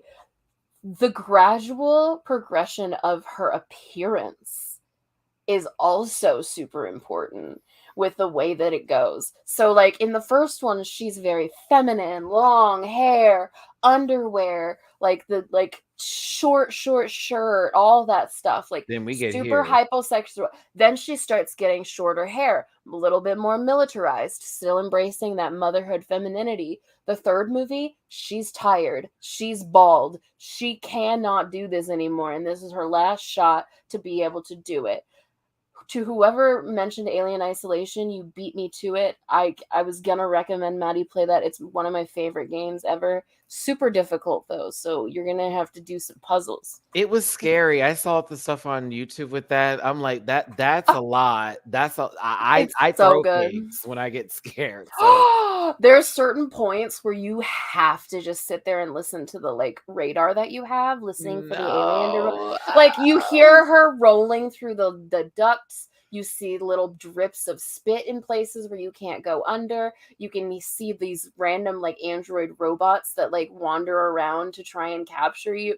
Oh, the game is just, it's so spooky. It's just like watching it, but you're literally in it. And it takes place between the first and the second movies. So she's headed out to try and find her mother, who is Ellen. Because remember, she says, like, when she gets back after all that, and they had like the cryogenic freezing, she's like, how long has it been? And they're like, X amount of, I think it's 70 years. So like she never found her, obviously. So that was Newt's story for Isolation? No. Oh, Her it's daughter. Ripley. Oh, okay. Ripley, remember Ripley had like vaguely mentioned a daughter, and it had Oh, been that's right. like Okay. 70 years had passed, and she Yeah. had, so like this is the daughter's story, is Isolation, trying to find her. So she goes back to the Nostradamus to try and find her mother. It's so good. Wow. It's such a good game. It's so good. The animation is terrifying. The gameplay is terrifying. It's hard for me to get scared playing a game. The way that I get jump scared in that game is just beautiful. that because y'all saw me play what was that game, the dumb werewolf fucking game that I had to play, the camp or something. I forget what game I played on here, y'all. Oh, I know what you're talking about. I know The one with Brenda's song that, you know, was very make your decisions. The quarry. There we go. I knew there was a camp in there. The camp. There's a whole anthology pictures series that's got games like that. Yeah, they were telling me that, you know, I enjoyed it, but you know, I had a couple of screams on camera, and certain folks. That's the fun part. Like, you know, I'm not paying for that doctor's visit. I'm just telling you that now. Get insurance. This is YouTube. But should we talk about our love of Prometheus? Literally, as TT asked this question. Hell yes. Prometheus is amazing. Outside of the first one, it's the best thing in the series. I'm sorry. Argue with the wall. So I loved Prometheus for multiple reasons. More so because it was like this slow ride into hell sort of situation, and then everything just went nuts at the end. And Charlize Theron getting crushed by a ship was kind of like fucking fantastic for her being an uber bitch the entire movie. But literally the most insufferable character. Like, hated her, but she was acting her ass off. But for me, it was the scene, and I'll never forget being in that movie theater and losing my absolute shit, watching her give herself a C-section to remove the alien. Oh my god! As it's growing at rapid speed, and then sews herself back up. Please, I was done. And then her running through the hallway, trying to keep her sutures shut and keep her fucking intestines inside. And if you know anything about C-sections, there's literally like 7 layers of skin you have to cut through to get into that area of your body. It is absolutely horrific. And like the whole, I know that it's probably not such a big reveal in this day and age, but like, I feel like the reveal in Prometheus was just so incredible. Like Michael Fassbender, when they did the 2 like robotic reveal, and then like the face off between the 2 of them, and how you had to figure out, is this the good? See, that's why I was mad for this. The good? Is this the bad? That's why I was mad for Covenant, because he got away with it. Oh, I was evil. That's why I was so mad at Covenant. I'm like, why does he get to go to work? Because again. Not so I love the reason I love Prometheus, and it's the same theme that we're telling here, and like it could be said, I wanted the good one to win so bad. But like that's the commentary, right? That no matter how much good you want to do, there's always going to be some sort, even in AI programmed life, there is going to be some sort of machismo, violent, visceral moment that overdrives when it's a male. Like, his whole like drive and purpose was to bring back, and he was letting his mission be, and that yeah, was the thing, is he was following stubborn. orders through and through. And the one that, you know, had different questions, he was naive to it. His AI was realizing things were wrong, and it was like, this is crazy. I liked how the movies went. I was happy when Jussie Smollett was killed the way he was killed. I was like, there we go. Good for you. You tried it. Ain't nobody believing you was smashing her. You know, just like you was at that subway at 3 a.m. But yeah, like, excuse me, someone likes extra pickles on their 12-inch. Okay, but yeah, You mean he wasn't acting? Listen. Did he pay those gentlemen? If you don't pick up the phone like you used to, okay, sorry. I am not in a place to make commentary on that. That is not my fight. She's a lying, cheating son of a. No. Actually, terrible. R. Kelly produced that song. Ew. Anywho, yeah, Prometheus was that girl. I just didn't like Covered Up. That was all. I actually, I think I ranked these recently on my Letterboxd list. Wait, I know I did. Resurrection was weird because it was around the time of said thief, Winona Ryder, trying to come back into an atmosphere, and it didn't happen. Actually, was that before or after? Now you calling her a thief. I love you. Because remember, she was gone for like a decade and then came back with Stranger Things, and everyone forgave her because she had a wig on. So, like, you know.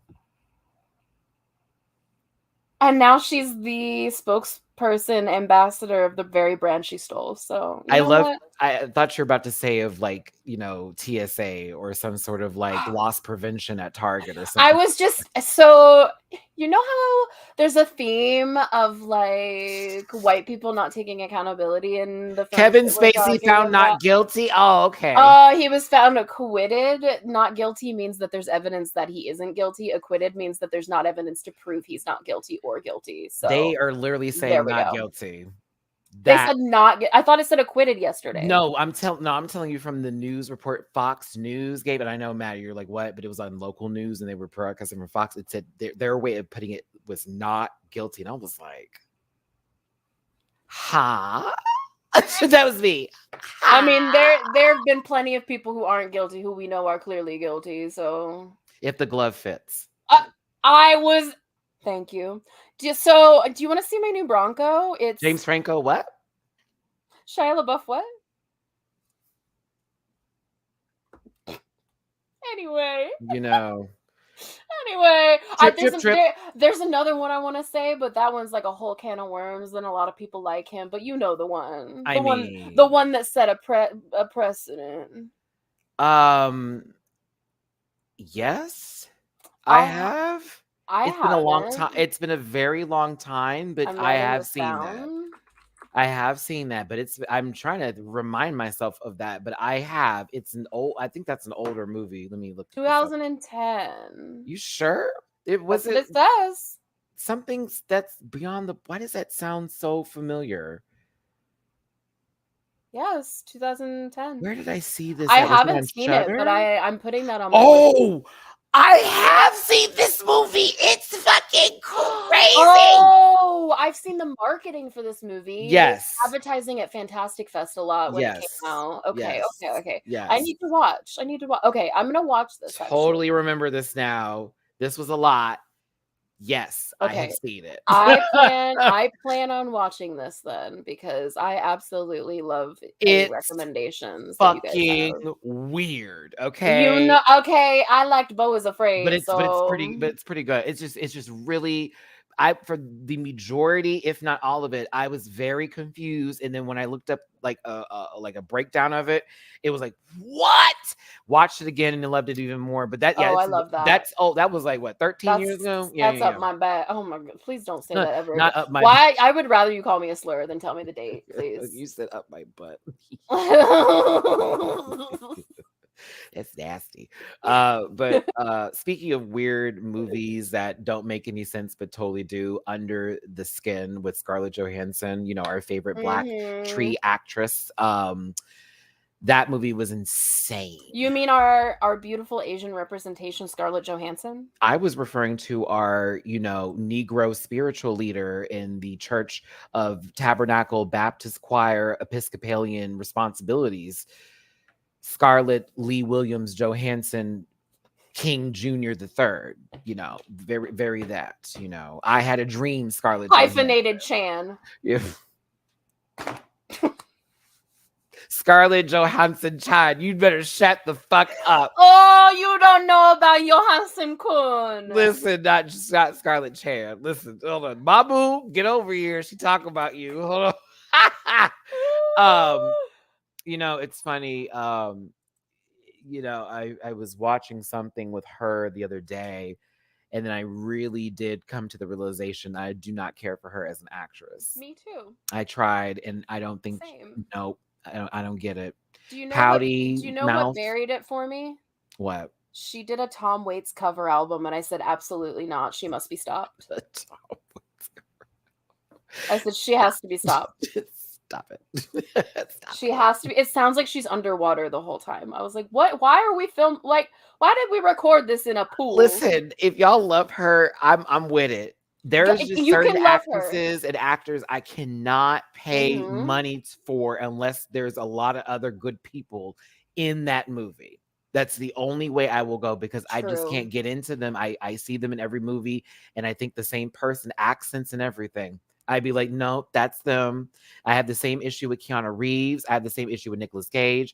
I have the same issue with Michael Cera. I have the same issue I say this and this is kind of how a subjective film is, because I love Keanu Reeves. But I also see the other side, because I know how it can be. I know Nick Cage isn't necessarily good. He's got great movies, but his filmography as that man's the same person in every, you're acting the same in every. let me stop. Let me not do my Nicolas Cage, because then I'll do my Keanu Reeves.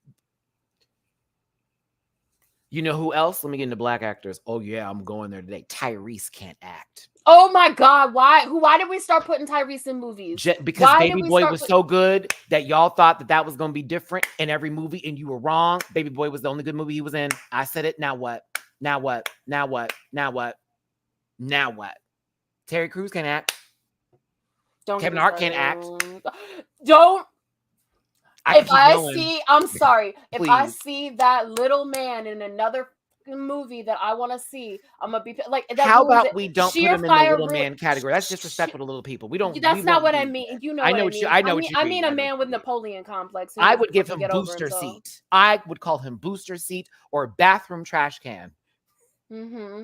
Oh, let's play a fun game. Everybody in chat, drop an actor or an actress that you're just like, no, if you see them in a movie and you just decide not to see them. I have to think of the one. You know what? Tom Cruise is mine, actually. Anthony Mackie. Oh, all that bullshit that he was doing with all these jokes about women should make sandwiches, thinking that they're funny in 2020. But you sound like this in every. Never mind. I'm gonna be quiet. Let me stop. He sounds like he's this close to. You want to know what's funny for me? Anthony Mackie gives the energy that he really just wants Michael B. Jordan's career, and he doesn't have the talent for it. Or Michael B. Jordan's butt. Okay, but listen. But a lot of people want Michael B. Jordan's butt, so we can't really. It's in various ways. John Malkovich, really? Oh my God, Ryan Gosling, really? Liam, I'm not gonna hate that one. Chris Pratt yes. is justified, to be honest. Well, Adam Sandler, I can feel like half of his stuff is very half of it. But if you've seen Crazy Gems, I think is the one, or whatever. Uncut Gems is a good one. He has Punch Drunk Love. That was a great movie too. Yeah, I actually will cut up for Adam on some films and be like, he is that one. You know what? I get I get the John Malkovich hate. You know, I shouldn't say it this way, because I'm always like, let me give you a substitution as if it's a recipe. Let's substitute John Malkovich, all right? But we're going to put in Christoph Waltz instead. Because he's amazing and should be in all of the positions that Malkovich But he literally plays it in every movie. In every movie. He plays in every movie. I love him. think he's amazing. He is perfectly cast in the roles that he's doing, but And he's they're a the same. brilliant actor. They're the same sort of character. He cannot play a racist in every movie. I'm gonna say it. I mean, yes, he can. He's German. He's got the Nazi shit on lock. Man, what I mean, like, okay, yeah, Chevy Chase. Ooh, Chevy Chase is just a straight up racist. That's for sure.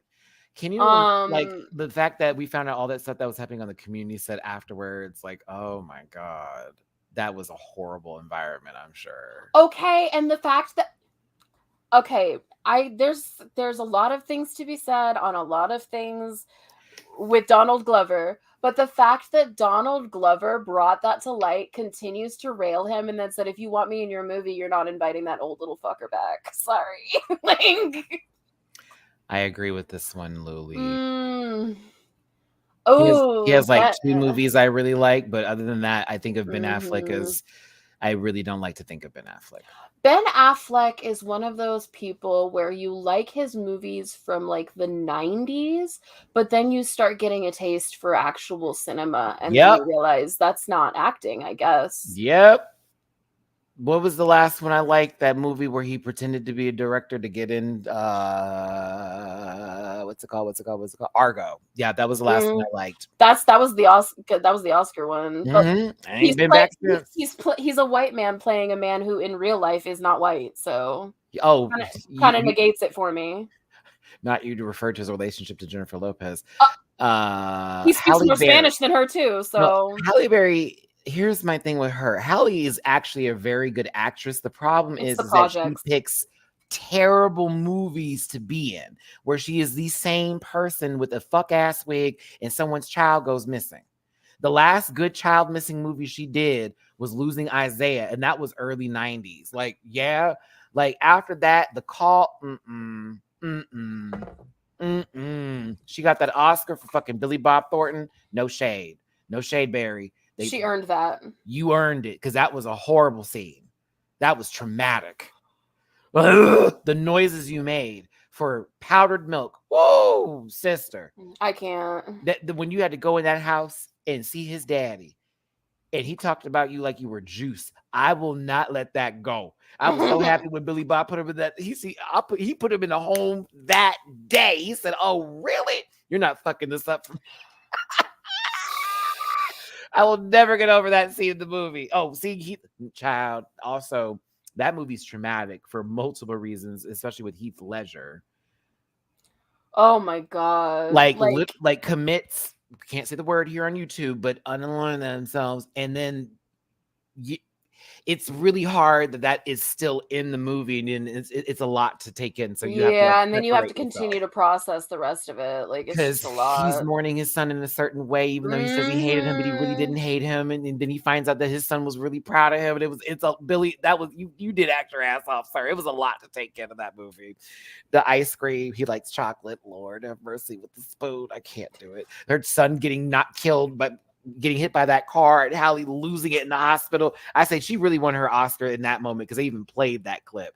Like, listen, boom, boom, boom, boom. I said, yep, he's gone, sister. You kept treating him like shit, and you can't even say you're sorry. Most undeserved Oscar win in history, Casey Affleck. Ooh, and the fact that Brie Larson, who won the previous year for playing a woman who was domestically abused, captured, and forced to give birth to their son, and has done a lot of work for women's shelters, had to present that man his award.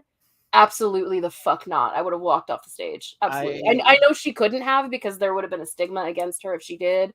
But and there is, because she gave looks. But Casey Affleck should not have won.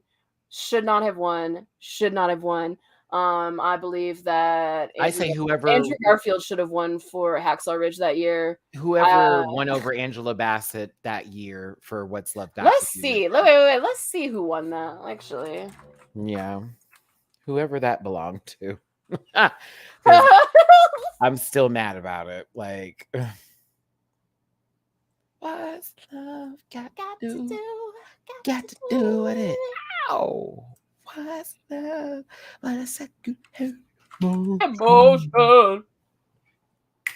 Got to. Who needs a heart when? Oh my God, it's even worse. Oh my God. Is it Marissa Tomei? No, or it's Holly fucking Hunter. Holly Hunter. Oh, for the piano? Mm-hmm. Child, yes. And I saw the piano. That was one boring ass movie. No shade. Boring movie. Like, why do we have a 3-hour movie that could have been an hour and a half? I'm sorry. Yeah, she was right. And I love 3-hour movies, but like, it was a story I've seen before. Angela Bassett was telling a story. I'm sorry, she's getting an honorary Oscar. I hate that she's getting an honorary Oscar. Just give her a real one. She's not Literally. Tom Cruise, a person who doesn't deserve Oscars but is in a bunch of movies. Like, no, this is not the same person. Like, it's a lot. But anyhow, yeah, Jamie Lee Curtis didn't deserve hers, but I don't think it's the most undeserved. So the way that I pick undeserved, or the way that I see undeserved, is they shouldn't have won it at all because they don't even have acting talent for me. Like, Casey Affleck won it for A Fish Called Wanda. Jamie Lee Curtis has the talent to win an Oscar.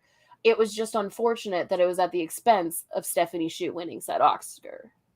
So I'm mad, but I'm happy, but I'm mad, but I'm happy. You know what I mean? It was undeserving based off of the film, but not undeserving altogether. Whereas Casey Affleck, I'm sorry, Manchester by the Sea was not good. It was not a good. Everybody else gave their all, but he was overacting. He was pushing too hard. The movie was drawn on too long. It had too much like it was just too much about him and not enough about the situation. Like, just wasn't for me. I can't.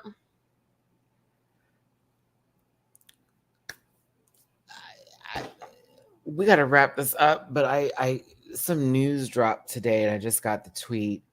Apparently Paramount Plus is going to release the full extended 90-minute episodes of season 15 that, if you all remember, we went through fucking 10 episodes of just the quickest of cuts and we didn't even see shit going on here. And now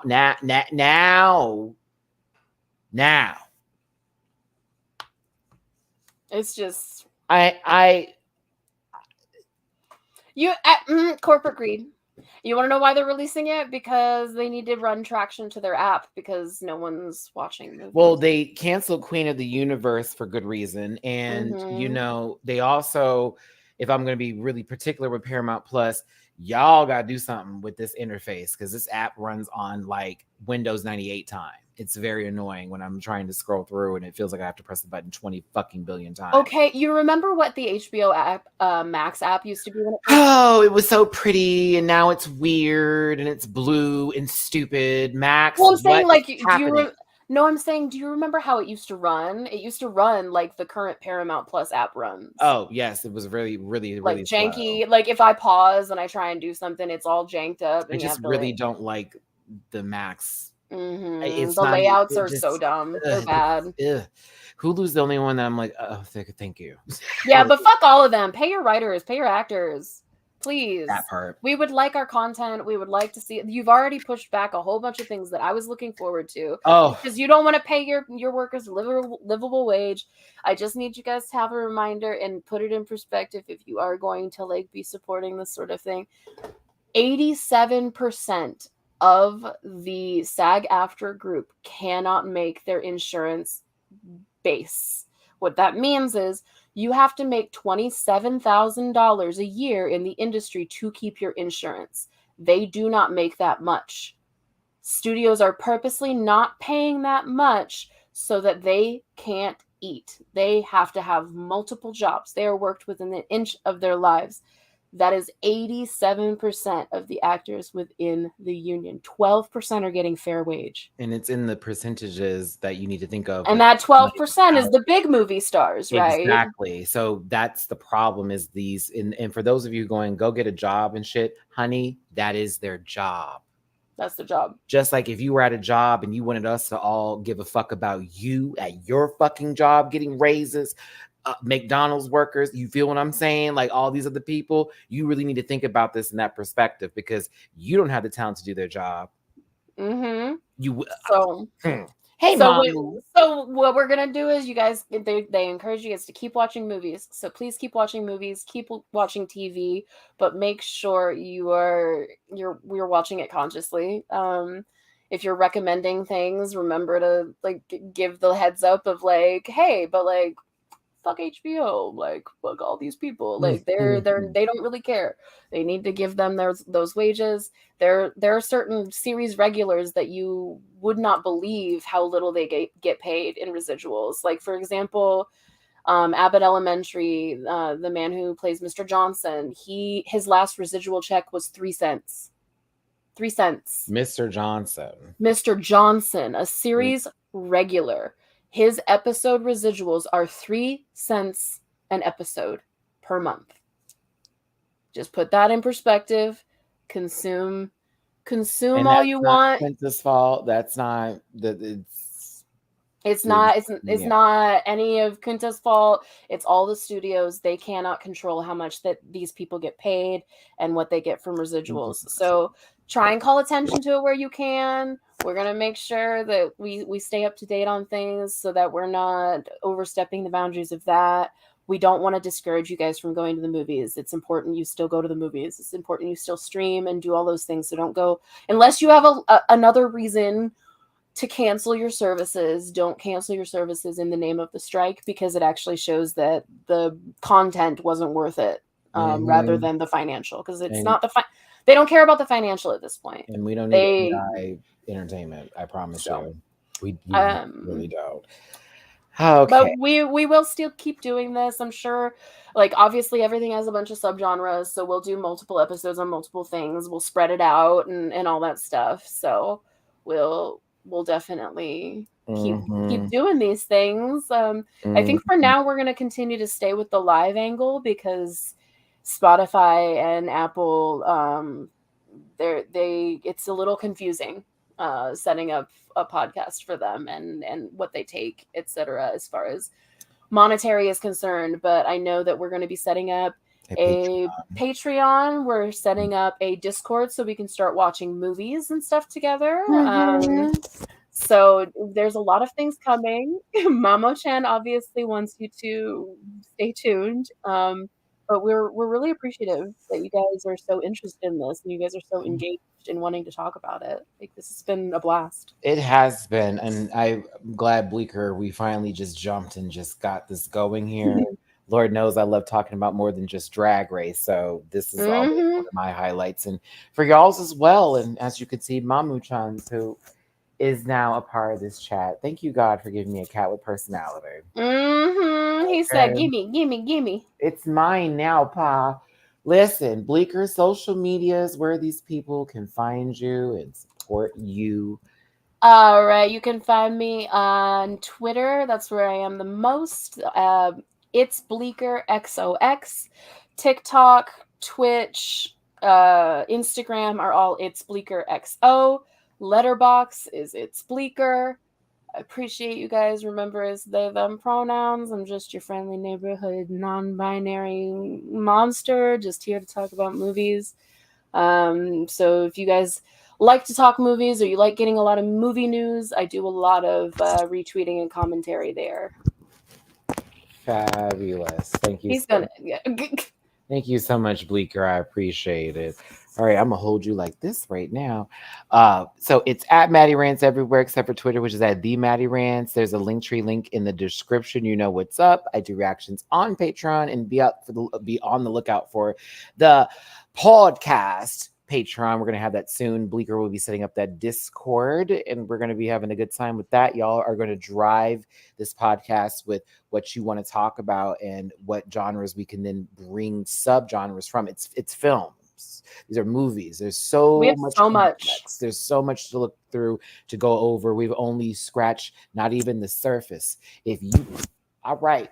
So we're going to wrap this up because now he needs my attention. Your food has been too long. Yeah, it's been too long. I think he understands the 2-hour marker because he always comes up now at 2 hours like, hey, you've been talking. Hey, yo, you've been talking too long. You've been talking, Dad. But we appreciate you for tuning in. Drop a tip in the jars. Bleeker's is in the description. If you want to send them something their way, please and thank you. My baby needs y'all support. as do I with my child, as you can see. As you can see, my moo. I'm trying to get this over with. Hey, mama. Okay, that's how you know. I'd be like, my moo. All right, guys. Thank you for joining us. Like I said, like Matty said, we're gonna continue to do the things that you guys know. Also, the Bleeker you're talking about is spelled Bleeker, Blecker. I only know that because I lived there for a little bit, and two, they always misspell my name, always. So yeah, we appreciate you guys. This is basically going to be content driven from you. Like if you guys want to hear things that are current, we obviously can talk about a current movie and then other things in said content once the strike and stuff is over. But for now, like it's 100% fueled by you guys. Like we always want you guys to have a hand in what we're talking about. So thank you for listening to us, and we'll see you guys in a couple weeks. All right. Say bye, Mamu. Bye, baby. Bye, sweet face. There we go. All right, buddy. We'll get to you in just a second, you old chubby bunny. Anywho, we appreciate you for being here today. Like Bleeker said, I'm going to get these links posted in the description in reference to the SAG after people, as well as, of course, check out our other links and support this channel, as well as supporting Bleeks and myself. Something different for you here, something good. We had a good time. I enjoyed this today. Take care, everyone. We will see you next time. I'm not going to end this on no music, but I am going to keep this up. Yeah, that's the best way for it. We'll see you for the next one. Bye.